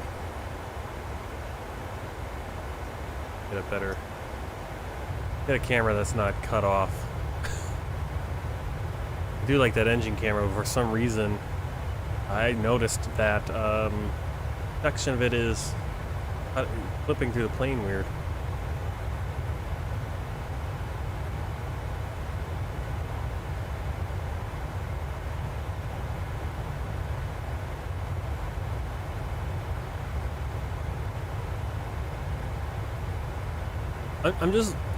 I'm making the weird face because I'm looking at a FS HUD ATC, and it gives you like a text scroll of all the ATC information. And like all the call signs for the different planes that are flying around are weird.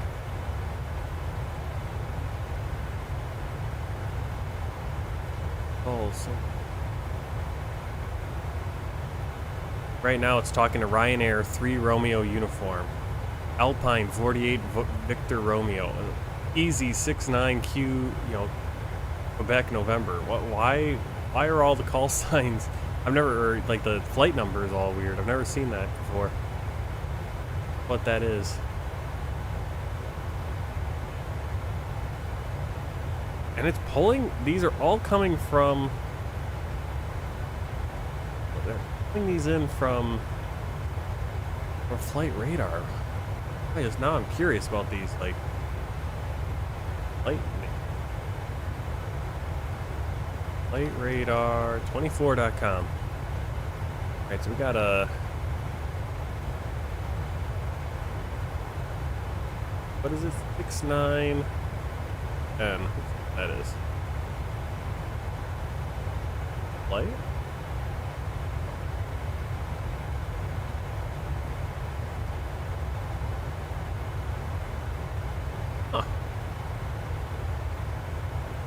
So or it's either Easy 69QN or it's U28896. Why is it? I've never seen that before. Never seen an EasyJet. What else we got? AUHA. That's so weird.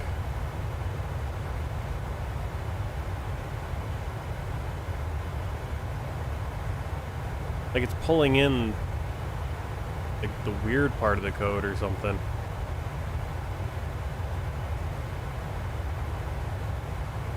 Huh.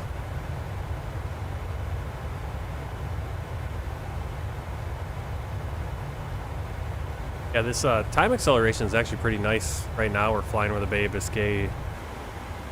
Covering time a lot quicker. We took off at 7:48 Zulu time. We were 2 hours into the flight, but since our takeoff time, we've covered 2 hours, and it's taken us about an hour to do that. Real life time. That's pretty nice. Currently, we are 58 minutes out in terms of, well, that's the estimated time, estimated real time, but that's also pretty close to the sim time as well. I'm curious which one that's pulling in.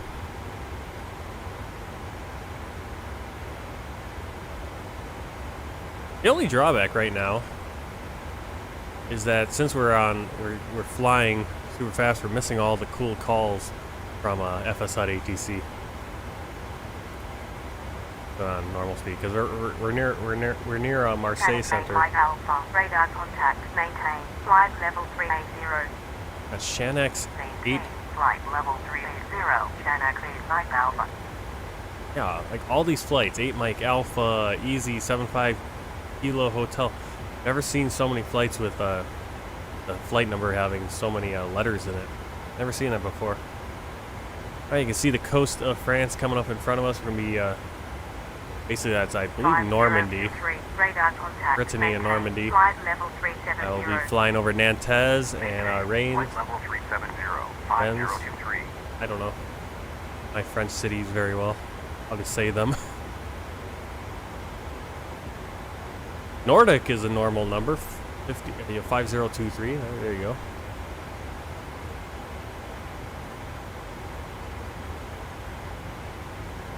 Like I was saying, stream tomorrow. At some point tomorrow, might be not a full day of work tomorrow.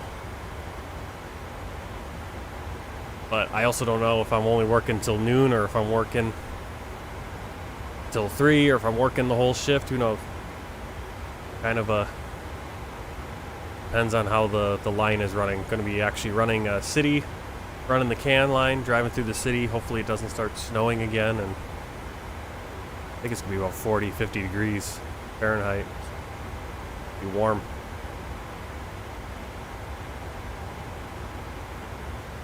But whenever I get off, I'll try to get another flight in, whether it's might be a shorter viewer requested flight.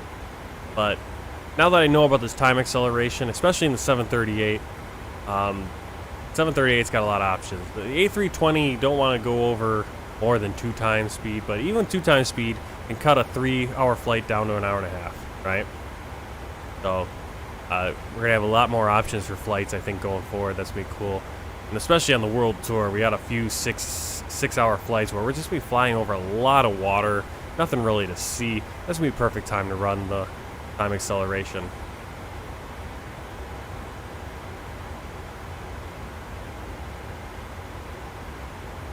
I really want to do a Chinese flight though. I did a flight.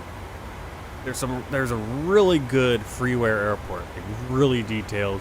And there's a bunch of other freeware airports. There's so many airports in China that aren't represented at all in the sim, and if they are represented, they're really poorly modeled. And so there's actually a lot of good freeware airports for China.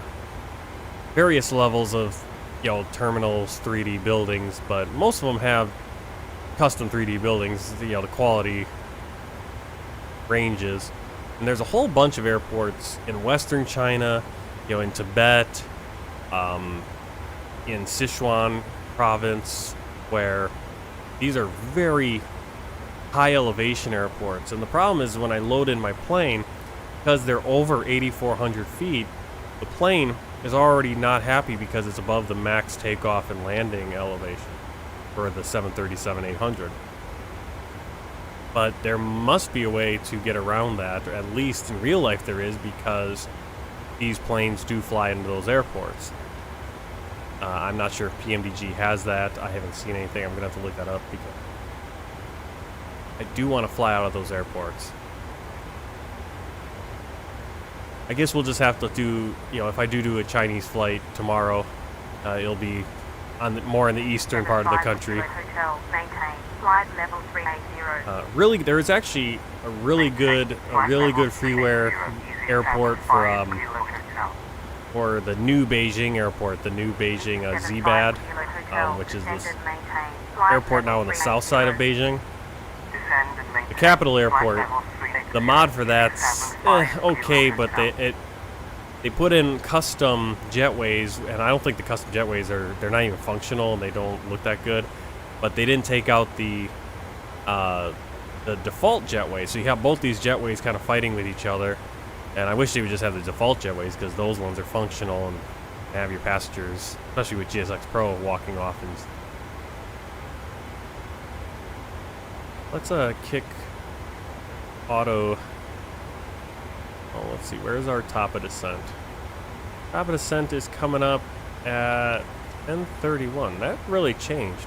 It was 10:17 before, but I'm not sure why it slowed down. Oh, this is actually kind of backed up. All right. Oh, there's top descent. We'll turn on the auto. So you're going to see this clock's going to speed up, but as soon as you get to this turn, it'll slow down again, so it can make that little jog.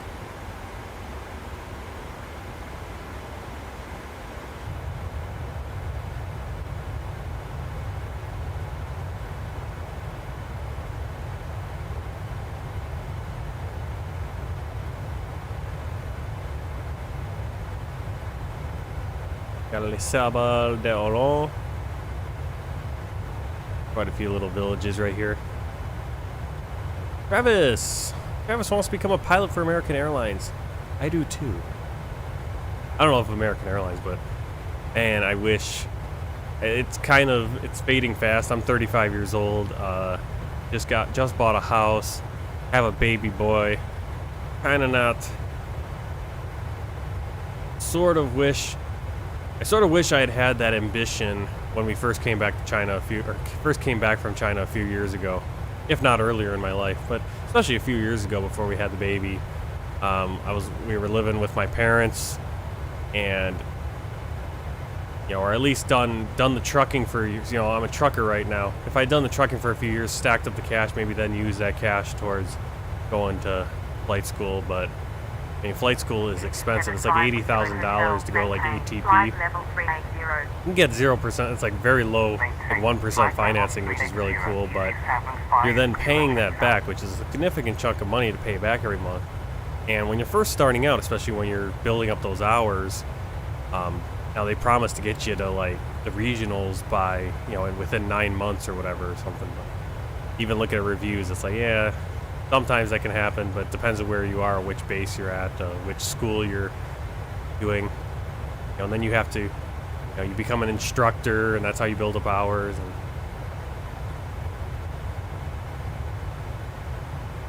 definitely a risky proposition, but definitely it's a payoff. There's definitely the payoff. You get to fly, and you see those pilot schedules. I see the pilots. Sometimes they're like, oh, I have to work. I'm away from home. I have to work 5 days straight. I'm away from home. And I'm like, hey, when I was over the road truck driving, it's like you're away for at least 2 weeks at a time, and you're not getting paid nearly as much. You're working a lot more, actually, time-wise, and you're kind of limited to. You're kind of limited. Your days are limited to truck stops and shipping yards and stuff.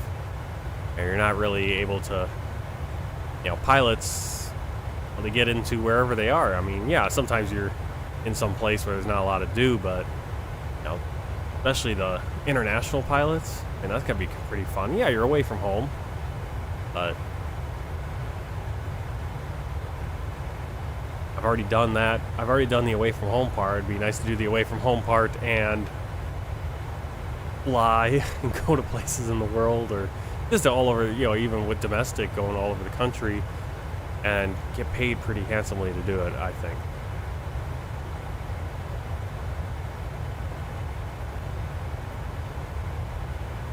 Alright, we're coming pretty close here. 39 minutes. 39 minutes, that's because we're using the time acceleration. We're at 10:05. Top of descent is about 10:31. 10:29 saying now. Keep an eye on that. We don't want to overshoot it. Once you get about 10:20, I think we'll go to normal time. Begin our descent and everything at normal speed. Ryanair Boeing Sierra Foxtrot, radar contact, maintain, flight level 370. Bojan, I'm doing good. Doing good. Had a half day at work, so I have some extra time right here. That's why I'm doing the stream this afternoon. Figured, hey, let's do a flight that's been requested. I don't think I've done any viewer requested flights. I've got a number of them in the queue, and I haven't done any of them, so let's start knocking some of these out. So did this one. If I get off early tomorrow, we'll probably do a flight in Australia. Iceland, awesome. Pretty cool. Iceland. I live in a land of ice as well. No, I live in the United States. I live in Wisconsin, so we're pretty far north. I live in southern Wisconsin now, so it's not as cold and icy as where I grew up in northern Wisconsin in the forests up there. But we just got a bunch of snowfall, and then it melted away. A couple weeks ago, we got a ton of snow, and it melted all the way over the last couple weeks. Then we got a bunch of snow again here yesterday, and then a cold snap today. So it's kind of back and forth. Thanks, Bojan. Yeah, I want to fly over Iceland some more. Maybe do some more VFR flying. I enjoyed flying out of there. We probably did I'm not sure how many flights in and out of Iceland on the world tour. I'm kind of setting up. Flew into Iceland, then I think I went Iceland to the Faroe Islands, then back, then Iceland over to Greenland, and then back, and then Iceland over to Canada. So spent a little bit of time doing that on the world tour, but it'd be nice to get over there again. I tend to focus on the world tour flights, and the main reason for the world tour flights is it kind of gives me an idea what flight to do next. Like even today I was thinking, it's like, well, I don't want to do the world tour flight, the next world tour flight, but what flight could I do? And just trying to set up a flight, and sometimes you spend like 3, 4, 5 hours just doing that. That's a kind of a waste of time. So when you're doing the world tour flight, it's like, okay, I got to get to this next country. Okay, here's a real life flight that goes from where I'm at right now to that country. Kind of sets it up, and I planned it ahead and all that. We're flying over France right now.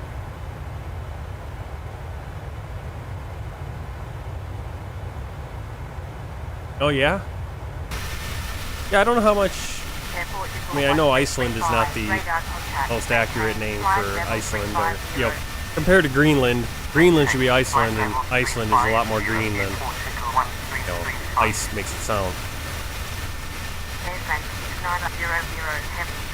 But I hear and I've seen that it's a pretty beautiful country, and more ways than one.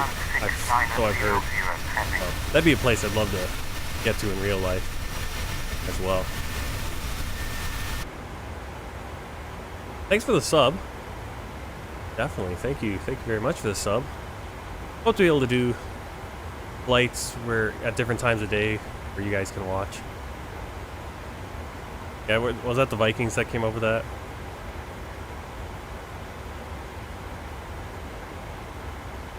Yeah, there might have been a lot of ice at that time.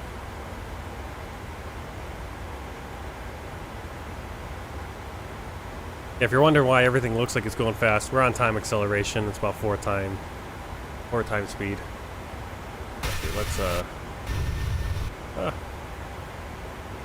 Alright, it's 10:16. I'm gonna turn off time acceleration because we're getting close to our top of descent. I'm gonna step away for a second, get prepared for the run to the bathroom really quick, and then we'll be able to come in for the landing and get all that stuff going. So I will see you in just a few minutes. There's a lot of green in Greenland, really. Yeah, definitely the opposite now. But really cool flying up there here in the sim, because depending on time of the year, and I think when I was flying up there was summer. Yeah, it was summer.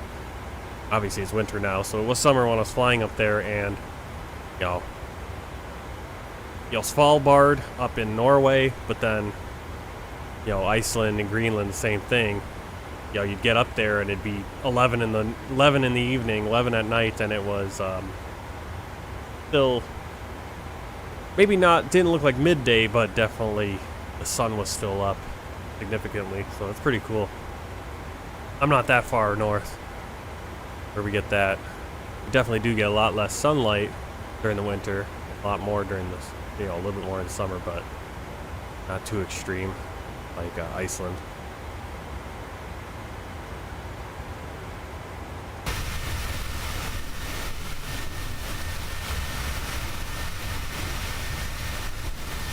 Yeah, we covered a lot of time here in a 2-hour stream. When I started the stream, the sun was Just barely above the horizon. That's a pretty cool shot. The moon and the sun in the same shot there. 75 Kilo Hotel, maintain flight level 380. Maintain flight level 380. Easy 75 Kilo Hotel. Yep, definitely the climate has changed. We do have natural climate change, and we do have the man-made additions to it. Descend and maintain flight level 380. Wait, what am I waiting for? 75 Kilo Hotel. No, I'm just gonna step. I'm literally, it's gonna be like 2 minutes. So I'll be right back. I will be right back.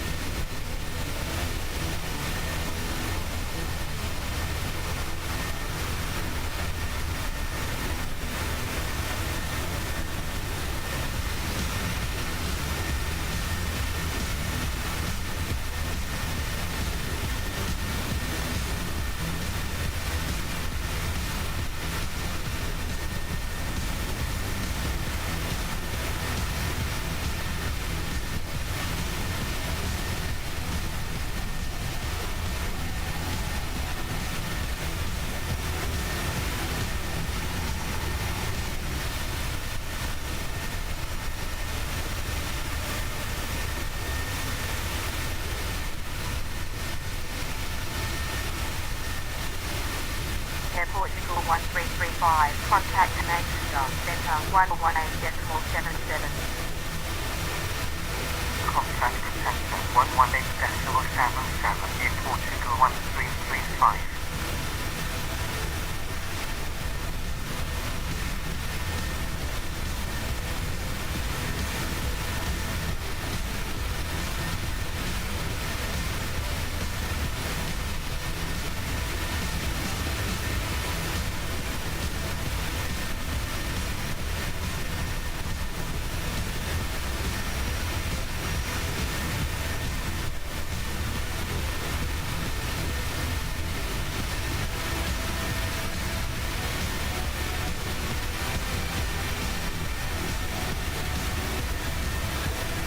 Surgeon 4118, heavy radar contact, maintain flight level 330.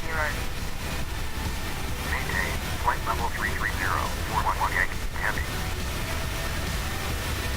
Welling, Echo Yankee, radar contact, climb and maintain flight level 290. Climate maintain flight level 290. Welling 6 Echo Yankee.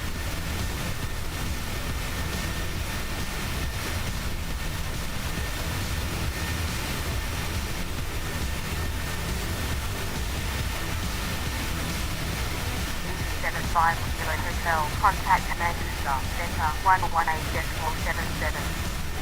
Contact Manchester, Center 118.77. Easy 75 Kilo Hotel.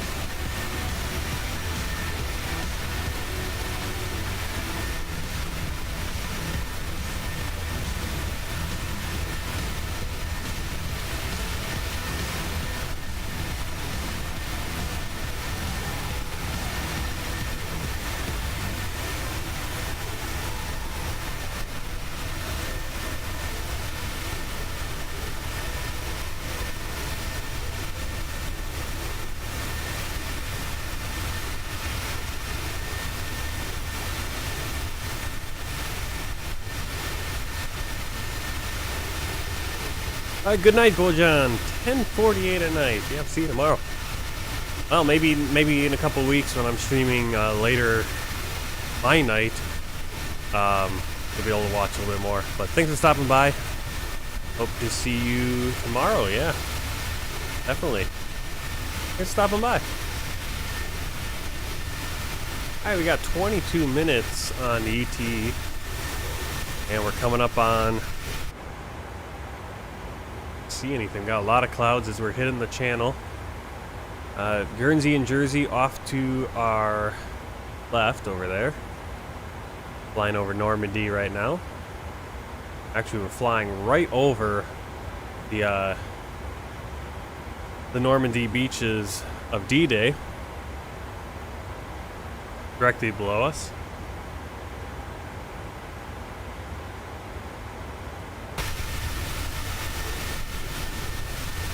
Right down there.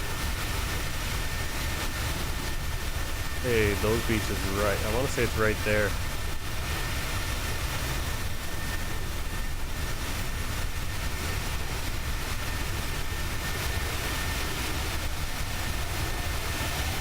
Yeah, so in here you have Carentan. So if you watched like Band of Brothers, Carentan had, I think that was like the 3rd episode was about Carentan.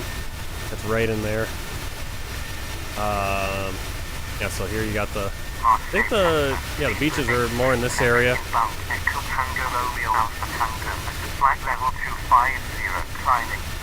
Hey, Marrakesh over in this area. Some of those names that we all know in, are kind of in our American history, if you know anything about D-Day. Oh, it's so nice to hear Speedbird over the ATC. When I was using FSOD ATC before, when we were actually flying over Europe a few months ago, FS HUD ATC, it didn't work with it for some reason. It couldn't get the Speedbird call sign.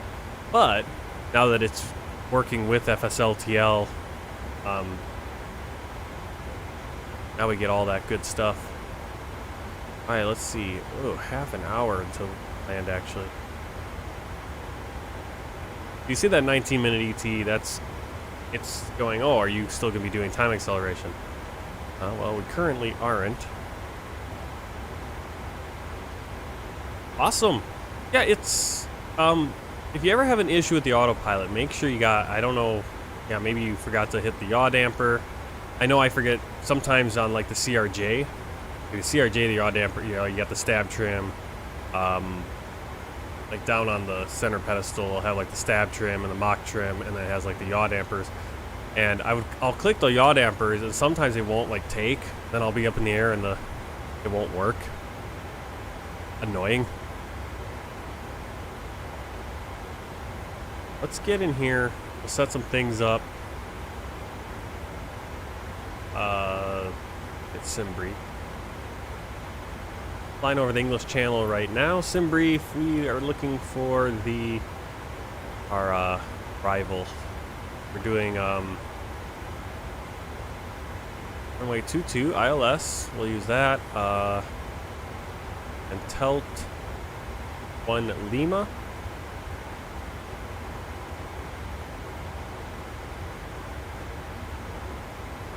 Welling 6 Echo Yankee.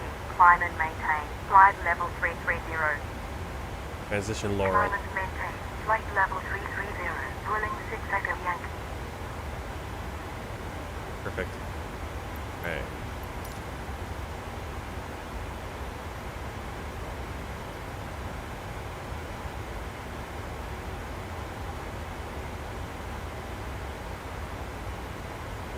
Show me the turn on the screen beside the FOC. This one?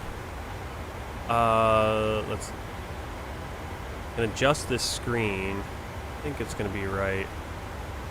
Oh.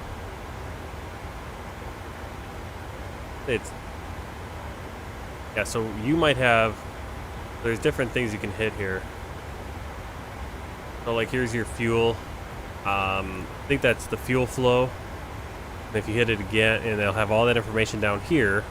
And if you hit this, actually, if you look, this information, so here you got your oil pressure 44, fuel flow 1.21, N2, all that. If I hit this again, it actually just puts this all in text form on this one screen and then turns this one off. Now, I don't know why you can't I'm not sure how you can put other stuff on that screen. Oh, you actually can. There you go. You can put the system there. Bluemax So, 7871, descended if you maintain, have your... flight level 330. Yeah, so you can put system. System will always be down there.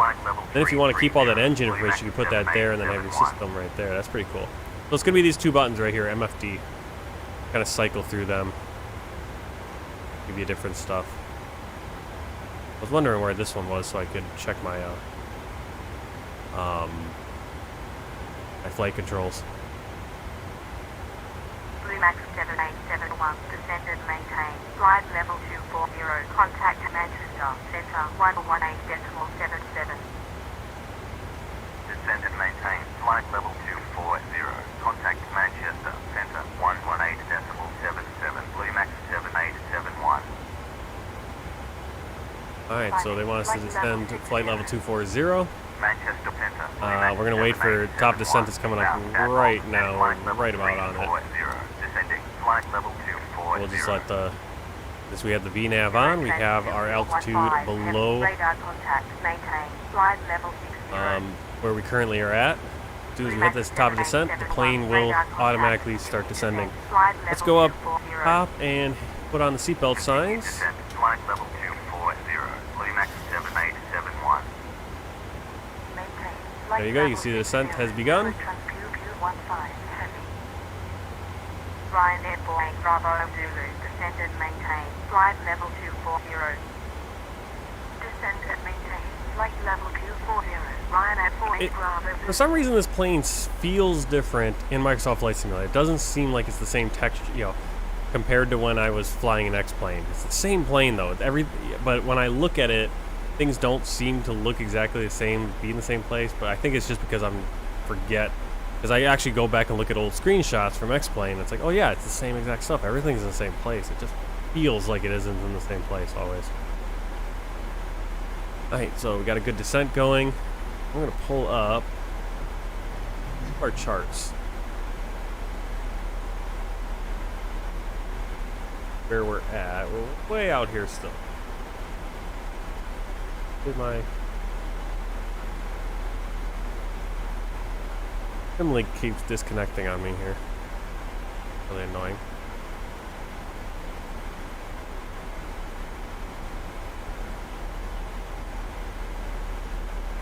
It's annoying how today random stuff is going on. But there's always random stuff. Alright, here, there we go. You can see this is a little idea where we're at. Over the English channel, we're coming up on a Tel2. We're going to go into the UTS 207, heavy, radar contact, maintain, flight level 60. to the arrival, Maintain. to the Flight star. level 60. For the start chart, speed 250 knots below 10,000 feet unless otherwise authorized. Airport elevation is 348 for Stansted. We'll put that in on our calculator. You can see right here we got the max speed at Brookman's Park at 250. Laurel, our transition point, or actually Parkway. There, Bravo Kilo Yankee is going to be 220, and then Laurel's 220, flight level 70.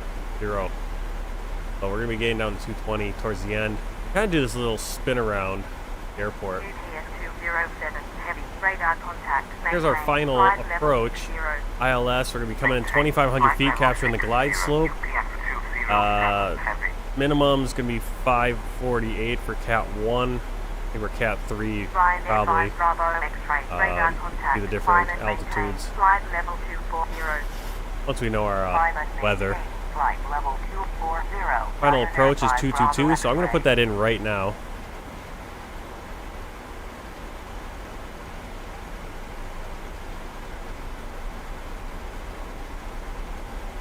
Oops, I just went past it. 2 is our final course.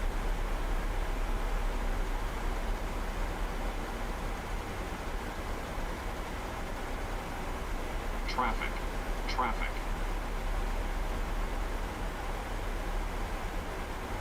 Eagle 13 Lima Bravo, radar contact, expect Tango Oscar Sierra Vista 1 November, arrival, Zulu Alpha Golf 1 Tango, ILS, approach, runway 25, report when ready. Alright, so we got our, if we, oh, there we go, descend and maintain. Level 190, contact Stansted, approach 136.2. Descend and maintain. Flight level 190. Contact Keep going. Stansted, approach 136.2. Bluemax 7871. You see a little pink Stansted approach. Bluemax triangle, that's the 7871. VNAV. Bound Cessna at flight level 240. Descending. Flight level 190. I'm surprised they didn't give us our arrival information already. They usually do before we descend, but not this time. It's alright. Continue descent. Flight level 190. Bluemax 7871. Coming up on the south coast of England.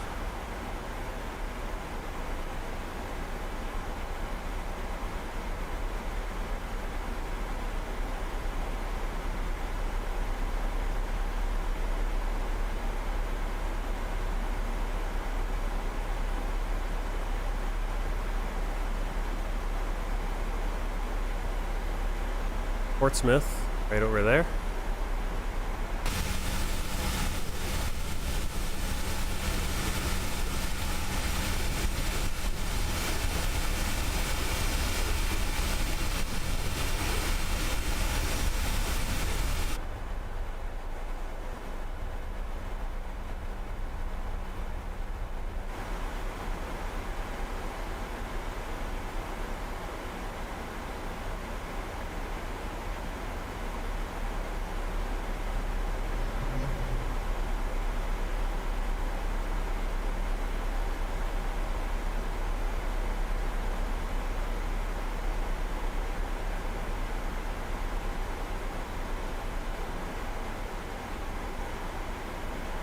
Look at the calculator.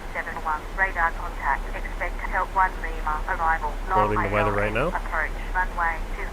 Report when ready for descent.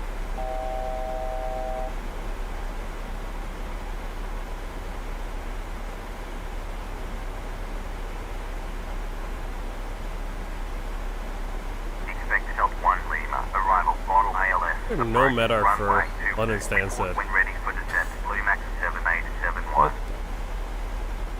At the weather. Let's go. Do it manually. White Star 6977. Heavy. Radar contact. Climb and maintain. Flight level 190.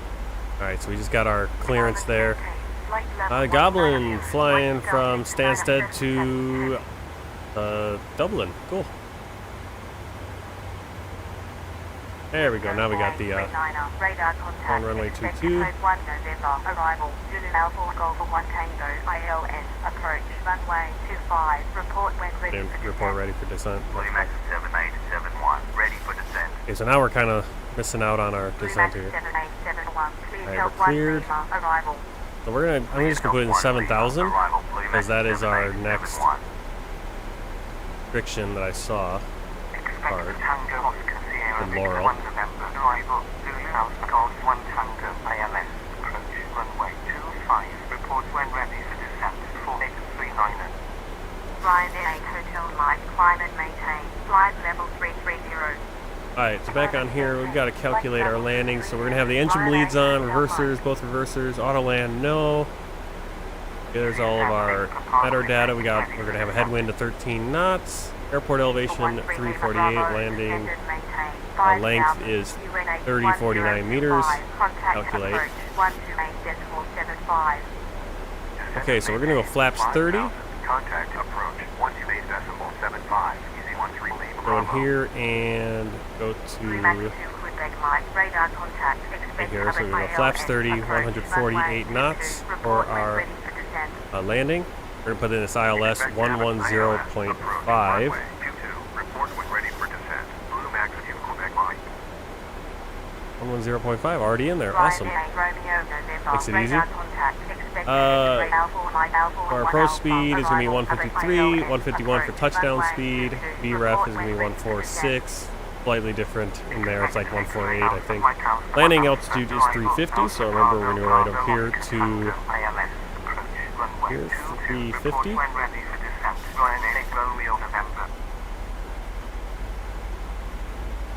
And then we can look at these auto brakes and decide on how much margin we want. We can also decide where we want to be able to stop based on our charts.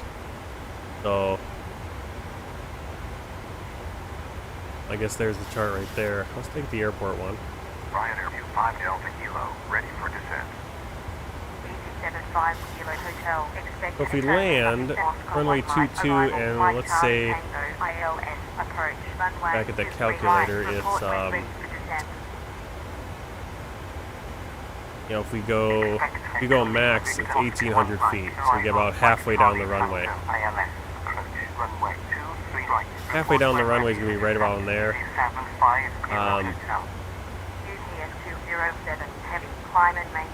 Really doesn't matter because we're, you know, the terminal's right over here. Now, if we could get stopped really quick, we get off closer to the terminal. But I think we'll go with 3. Probably be good. 500 UNH 1025. Contact Stansted. Approach 1360. But yeah, we're good. Whatever auto brake we set, gonna be just fine. So we'll go 3. Contact Stansted. Approach 136.2. Ryanair 5 Delta Kilo. Oh wait, max are gonna be quite a bit further. Yeah, let's go max. That way we can get off the runway sooner. Flight level 200. Climate maintained.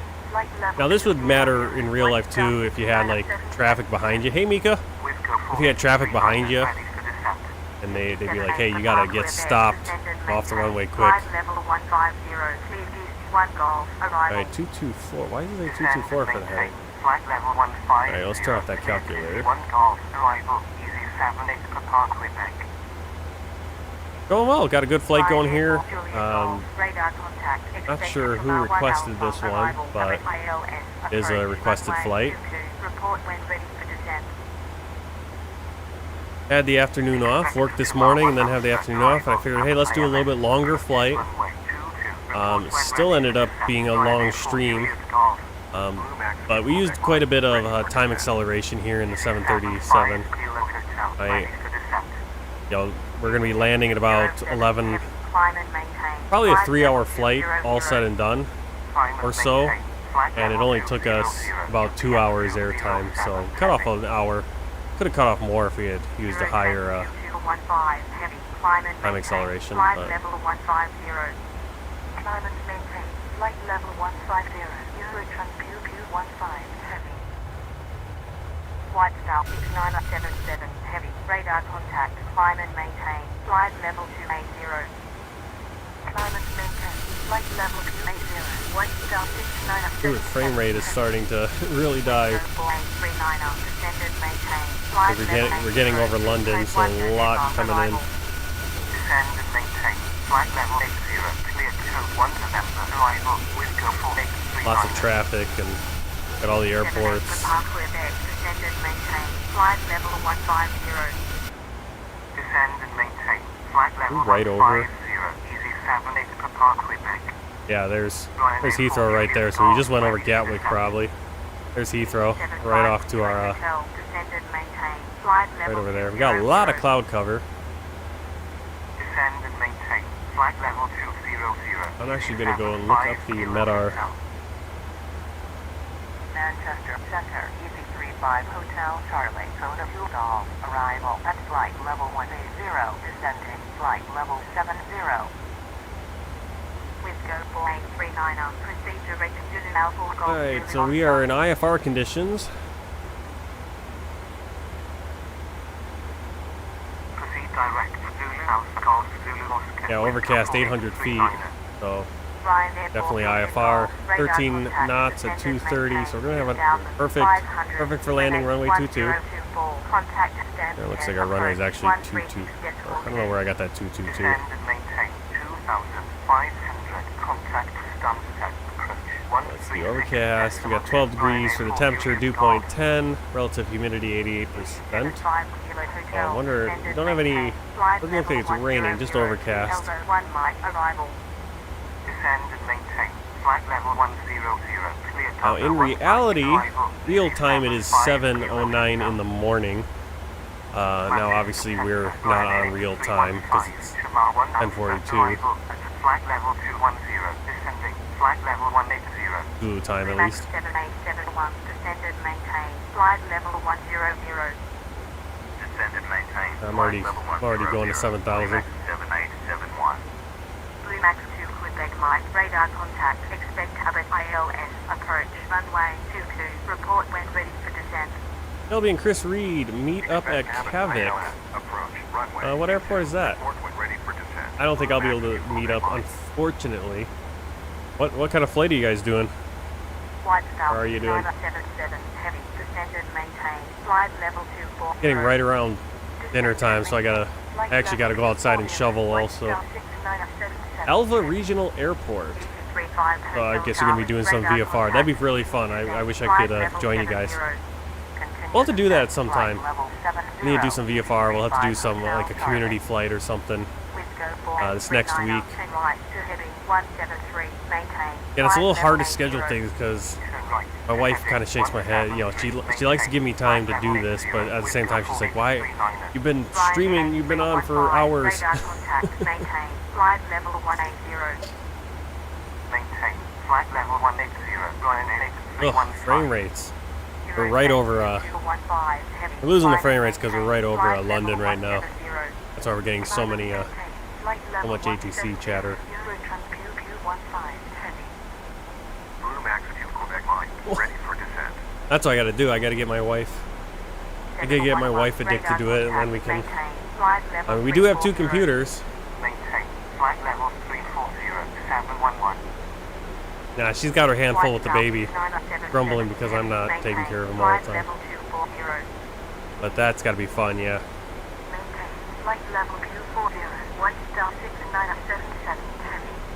Especially do some VFR flying. Sure.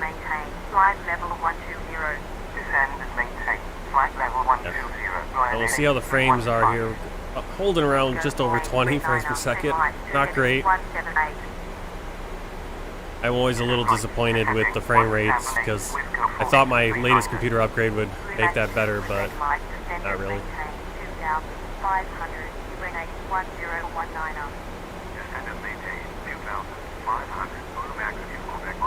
That's cool. Yeah. I know, doing VFR flights, group VFR flights are always fun. I haven't, you know, my schedule is just so hard to see what there is to fly, and then I have to figure out how to do it. You know, do we do it on VATSIM? Do you do it on just the multiplayer? But I know people do it all the time. All right, landing lights on. We're gonna light everything up because we have got a lot of overcast. What temps here? Yeah, it's 10 degrees, so we're fine. I need to turn the anti-ice on.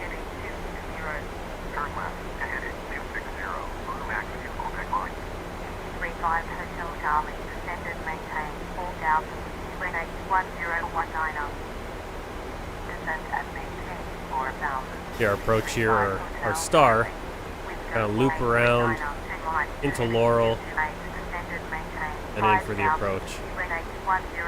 Pretty interesting, but gives us time to descend.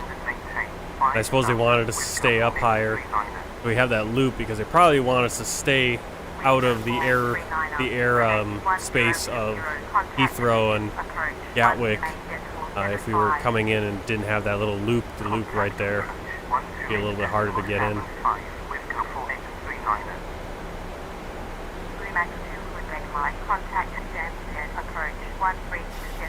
Right, so we do have the 110.5 for our approach. Yeah, the chart says 222, that's why I had that in there. And that has 222. Is it 222 or is it 224? I'm getting conflicting reports on the course here. We're going to put what it says in the and on the charts. Alright, minimum, I'm going to put in Cat 1 since we have cloud cover.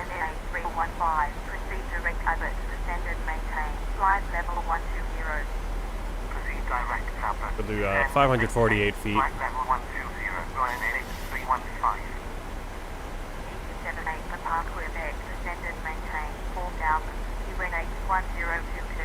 Descend and maintain 4,000. Easy 78 for Parkway Neck. 548 feet. Alright, so missed approach. We're going to climb straight ahead to not above 3,000 feet at distance 3.1 out from the ILS. We're going to turn right onto radial 172, inbound at distance 8.0 Bravo Kilo Yankee. Continue climb as necessary to VOR at 3,000 feet or as directed. Luckily, I don't have to remember all that because that's all actually just programmed into the computer right there. You can see it looping right back to Parkway. I believe that, yeah, or Parkway. How come on that chart it's Parkway? The other one is Parkway. Maybe I just can't read. I can't read. That's why. Makes more sense for it to be Bravo Kilo Yankee for Parkway versus Parkway. Alright, we're just about to Parkway, speaking of it. Alright, descend and maintain 6,000 feet. Clouds are... Got a lot going on here. We got all the cloud cover, we got a lot of other traffic. You can see just off in the distance a little bit. But this is what I like. I love clouds because it really gives you that sense of scale being in the air. Turn right, heading 070, descend and maintain 3000, Bluemax 7871.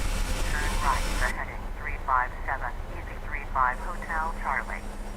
Bluemax 7871, turn right to heading 077, UN8 1022.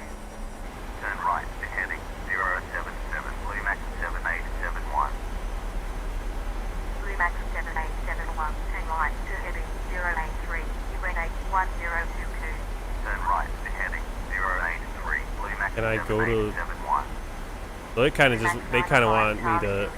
ATC just wants me to skip this loop and go right into the airport. We're going to follow the loop because technically it should be going. I don't know why it...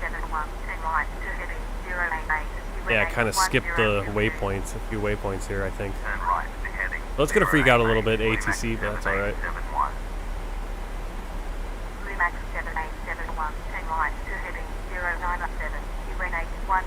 Where are you guys going to fly out of,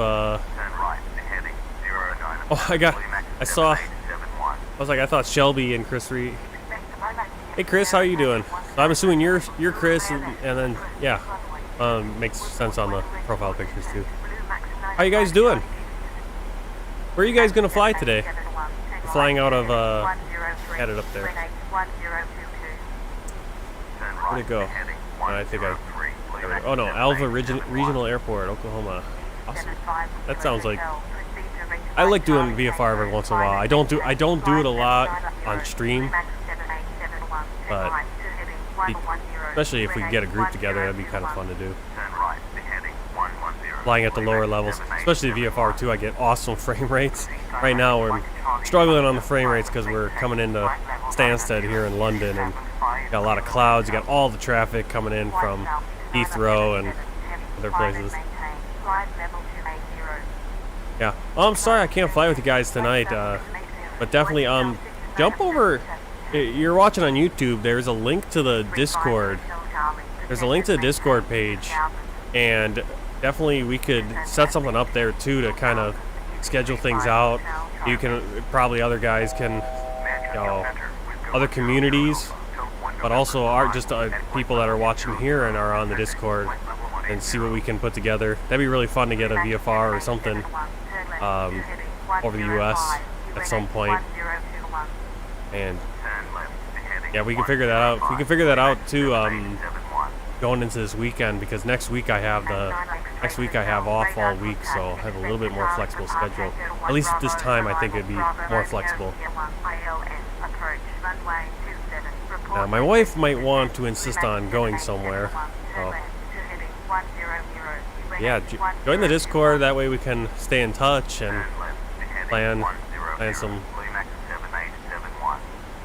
different things. All right, what do we got? Are we done here? Yes, no? Technically, we should be at 7,000 feet. Or, oh, it says 6,000.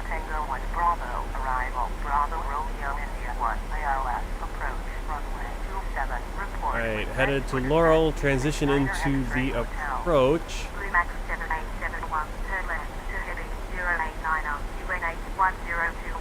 Yeah, basically we're gonna be descending down to 2,500 feet. Bluemax 7871. Bluemax 7871, turn left to heading 083. Turn left to heading 083. Bluemax 7871. Manchester Center, Eurotransport. One of my favorite shots right here, where you get the clouds, but you can see the ground. Uniform Papa at flight level 390. Descending, flight level 380. Bluemax 7871, turn left to heading 078. You guys need to let me descend, is what you guys are. Heading 078. Down 2,500. 7871. Manchester Center, Turkish 7887. Charlie Lima, November 2 Echo. Departure at 3,500. Climbing 4,000. Bluemax 7871, turn left to heading 073. Turn left to heading 073. Bluemax 7871. Bluemax 905 Charlie Houston, ready for descent. 75 Kilo Hotel, maintain, flight level 80. Maintain flight That should be level off 80. position. 75 Kilo Hotel. Fly Indians around. Oklahoma Choctaws in the house. Fly Indians around. Turn left to heading 068. Bluemax 7871. What do you mean you fly Indians around? Like, turn left to heading 264. Contact approach 118.95. Turn left to I was gonna say, at first I was like, are you talking about a certain kind of airplane? But there's the obviously we have, you know, Proceed direct with an easy 78 to Park Quebec. well, you fly Indian motorcycles around, right? Maintain flight level 180. Window 100 Alpha. Do you guys fly in real life or just in the sim?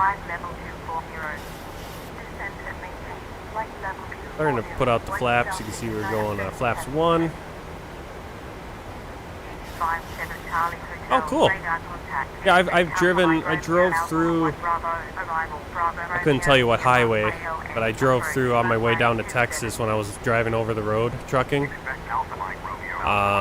Drove through the, you know, where the, you know, all the casinos and the, like the casinos, but then they had the truck stops too, and like the Choctaw truck stop, gas stations, fueling stops, so I stopped at one of those, and pretty interesting going through there. Yeah, I wish I could fly in real life too, but it's kind of not really in the cards anymore. At least not right now. Alright, we're descending 2,000 feet, putting out the flaps. Landing lights are on. Seatbelt signs are on as well.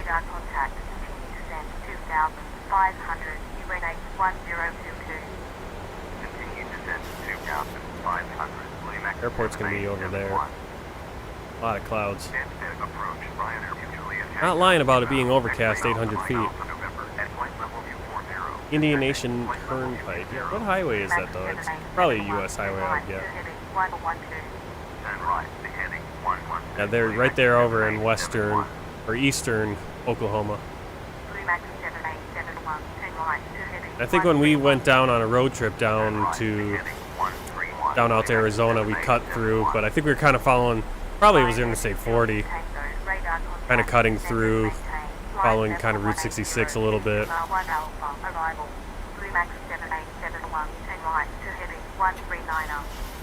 That was my original plan when we were going down to Arizona, was to follow Route 66 all the way from Chicago, but then I was like, oh, that's going to take a long time. We can go 70, 80 on the interstate. But it was obviously nice to get off every once in a while and see the old places. Right, making our final turn here.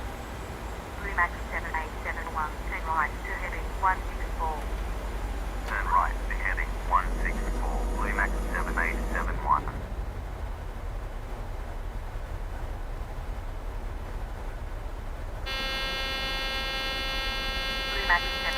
Oh, landing gear down. Turn right to heading 176. Bluemax 7871. Bluemax 7871, turn right to heading 185. Turn right to heading 185. Bluemax 7871. Actually, I think that's for us to get our flaps to full. Contact emergency stop. Center 118.77. Bluemax 7871. Turn right to heavy. Yeah, we'll have to work on that. I mean, hardest thing for me is just finding the right time to do it. Schedule. Turn right to heading 193. Between the work schedule, between the wife and baby. Contact Manchester Center. And working a 12-hour shift, 6 to 6, it's kind of hard to do things when, and then have the energy to do it after work or have the time. Turn right to heading 214. Bluemax 7871. I definitely do want to do some more, do a VFR flight. And Bluemax 7871. Turn right to heading 220.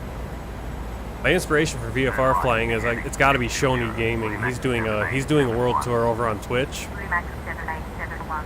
Guy's out of the Netherlands, I think, and he's doing a world tour, but not like my world tour where I'm flying in every country in the world via commercial flights and commercial airliners.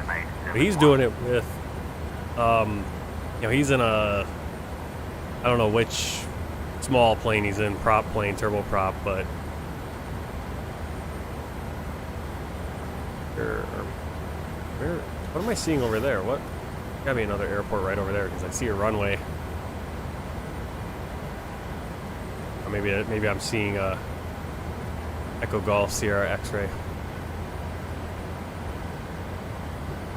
Captured the glide slope here. And we are. 1,000, just to be sure.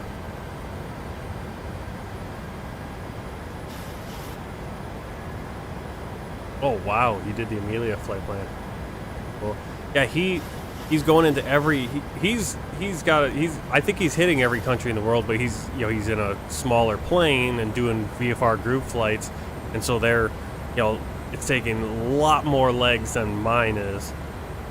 But he's flying a lot lower level, about 10,000 feet, and then can get even lower when they go like around the pyramids. I mean, I think he's out in Africa right now, or last time I was watching. Going to places when he goes to Casablanca and Marrakesh, can see the landmarks and stuff, which is really cool. And I'd love to do that in the future. Once I finish my commercial flight world tour, flying into every country and territory, which is a concept I started years ago back in X-Plane, and now I'm doing it and trying to complete it here in Flight Simulator. Getting pretty close. Probably another 100 flights. Yeah, it takes forever. I'd love to do that VFR world tour, but yeah, you'd have to be able to do one a day.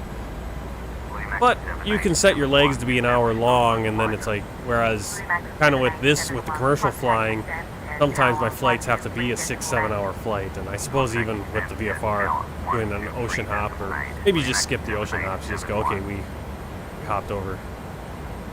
Stansted Tower, Bluemax 7871, one final 22.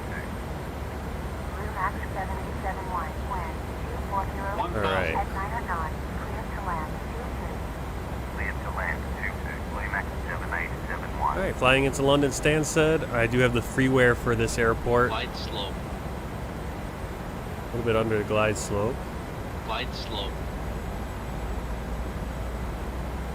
Glide slope. Blame me for that. There we are. Literally got 3 red right now.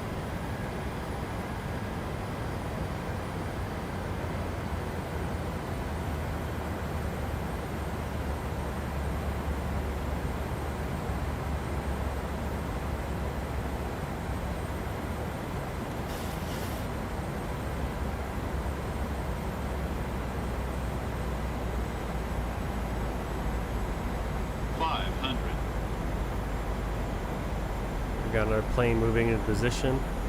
For a while, the planes were acting fine. Now they're kind of acting the way they used to with FS HUD ATC, where they kind of blink in and out and go back and forth.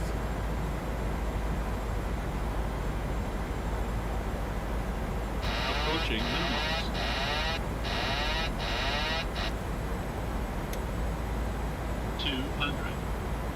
Minimums.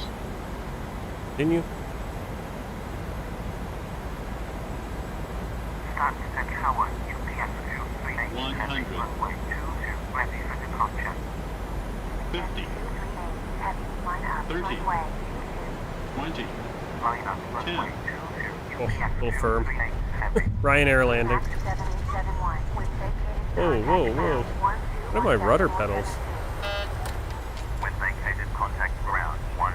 My rudders are very sensitive. 7871. Felt like I was in the CRJ there, swerving around. Rudders are very sensitive. I don't know what happened to them. Bluemax 771. Always something. Taxi 2.1 via November Romeo Hotel Papa Juliet. I don't know what this dock was. Via November Romeo Hotel Papa Juliet. Bluemax 7871. Landing lights Ground, off. Bluemax 7871. Runway vacated with CPU. November Romeo. Gas standby.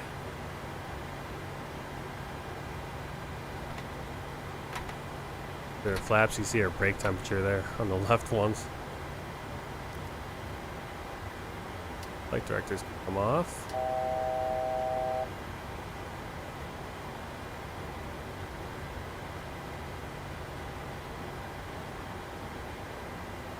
I don't know what this dock 1 is.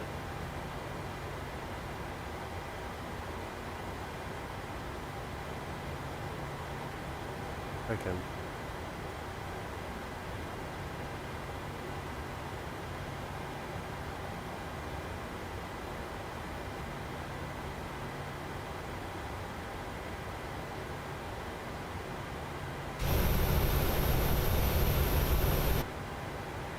Just figure out where all the Ryanairs are going. Go over that direction.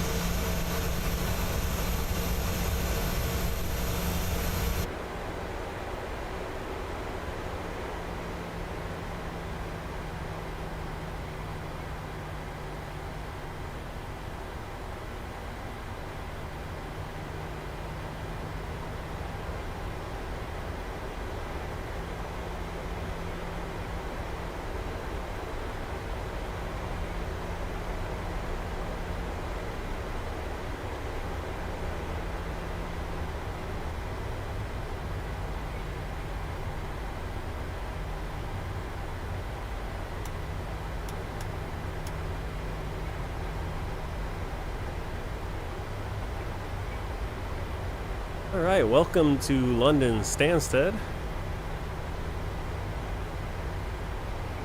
The flight time was like 3 hours and 16 minutes, I want to say. Doing my math right? No. Oh. Fun. That's fun.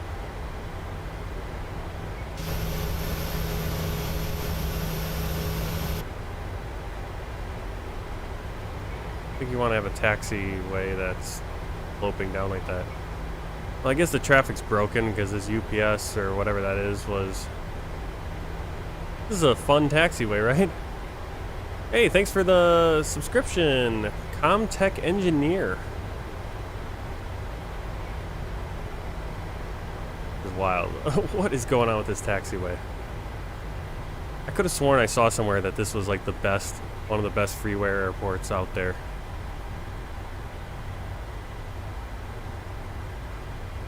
I don't know about that.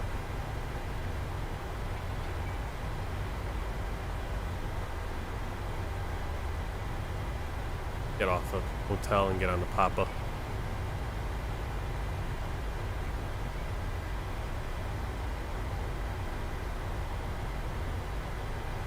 Fire station.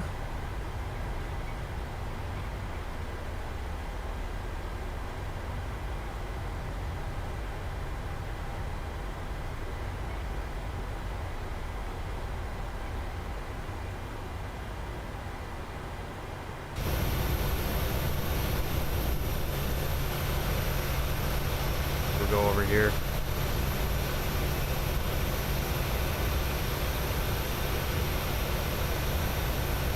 Now, the problem with this airport is there's a lot of places where you can't park and GSX won't work.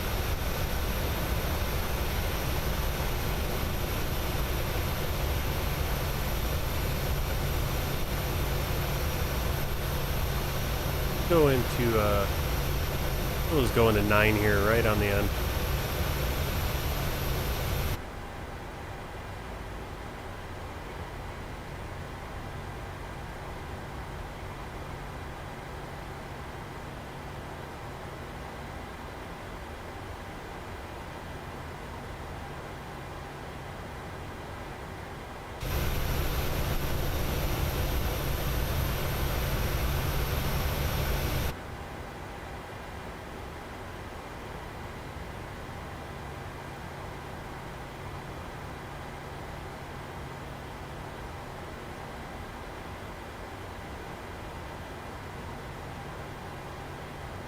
Let's say, is that an Allegiant Air? But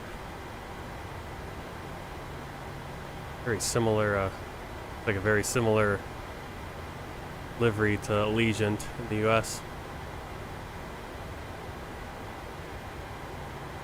Those clouds are looking a little. Wonder if they're gonna get rain.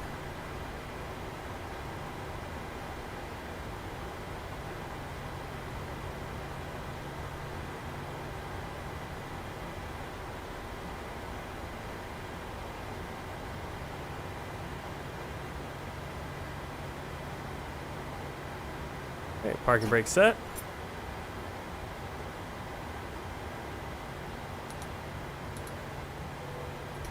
Speed. Again.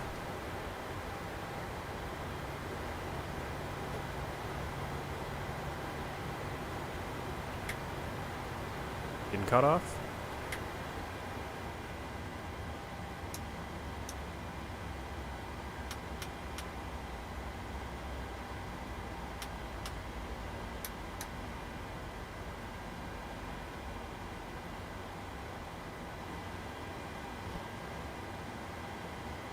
We can get GSX Pro and get these passengers off.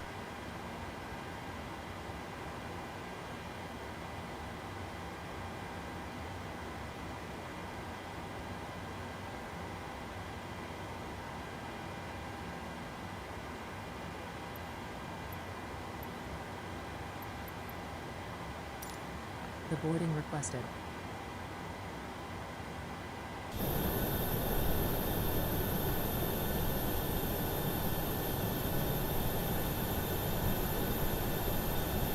Yeah, this is actually, I think, the wrong livery. This is the probably the Malta Air or Air Malta livery. I don't think those have their own livery. I think they're still Ryanair, but they have. I'm not mistaken. I might be wrong. All right, let's see if where's the other stairs. Do I have to put the other stairs? Oh, there's only one set of stairs coming up.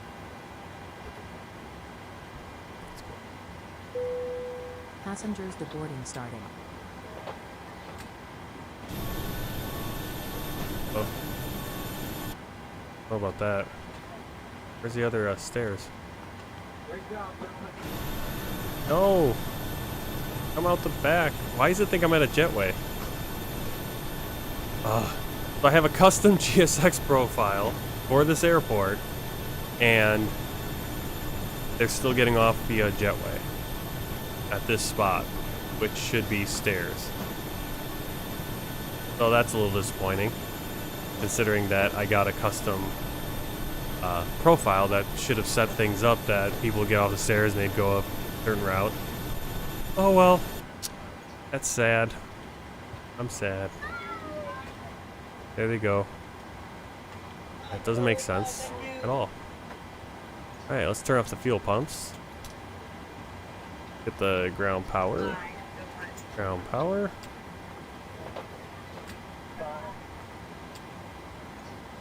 What can you do, right?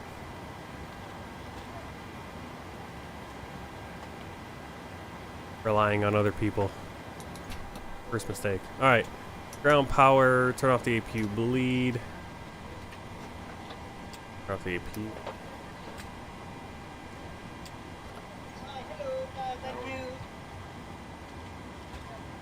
And probably we'd be doing a turnaround in this Ryanair.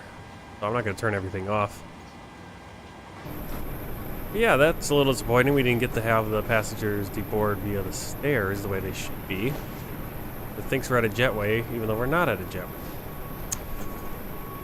So now it's like, might as well have just parked at one of the jetways and done that. But I figured we're Ryanair, we should use the stairs, as Ryanair does. Alright, well, bummer. Let's jump to the other screen. Let's check out Volanta. Let's see what the flight tracking, what it's going to tell me. Alright, so you can see the flight time, 2 hours and 7 minutes. That's real time. There's our real time, block time, and flight time, I think. Now, what is block time exactly? I'll have to look that up.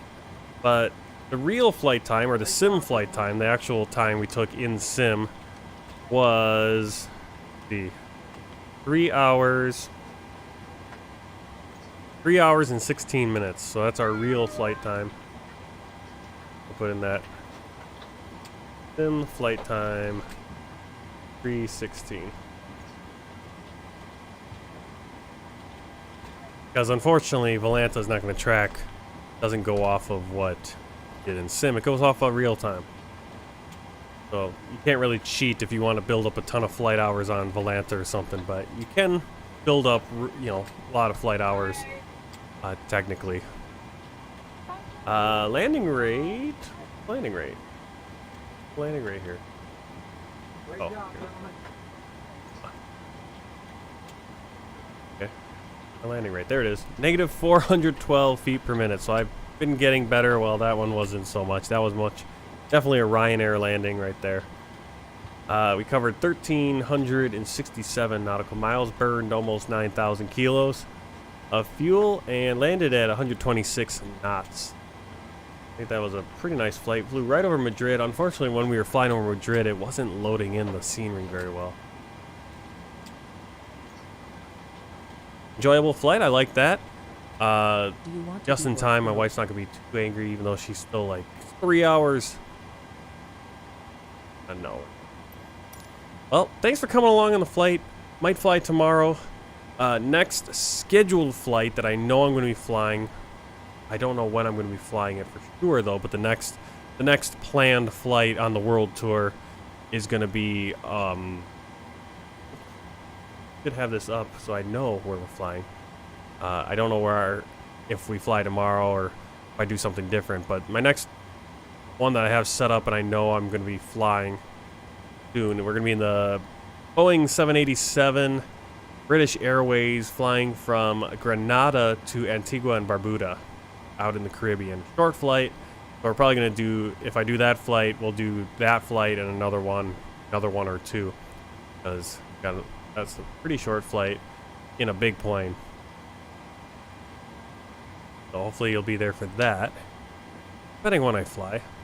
As I said, I have tomorrow working. I'm not sure how many hours I'll be working, but might be able to get a stream in tomorrow. Sunday, we'll probably stream in the afternoon, and then I have the rest of the week off, vacation. Not sure what we're going to be doing, so keep an eye out for stream announcements on Discord and on YouTube. Obviously, I'll tell you when I'm going live, and I'll try to schedule them out once I know what my plan is. Well, thanks a lot for coming on the flight. Until next time, you guys have a good rest of the day. Happy flying and take care. Keep that blue side up too when you're doing all that. All right, see you then.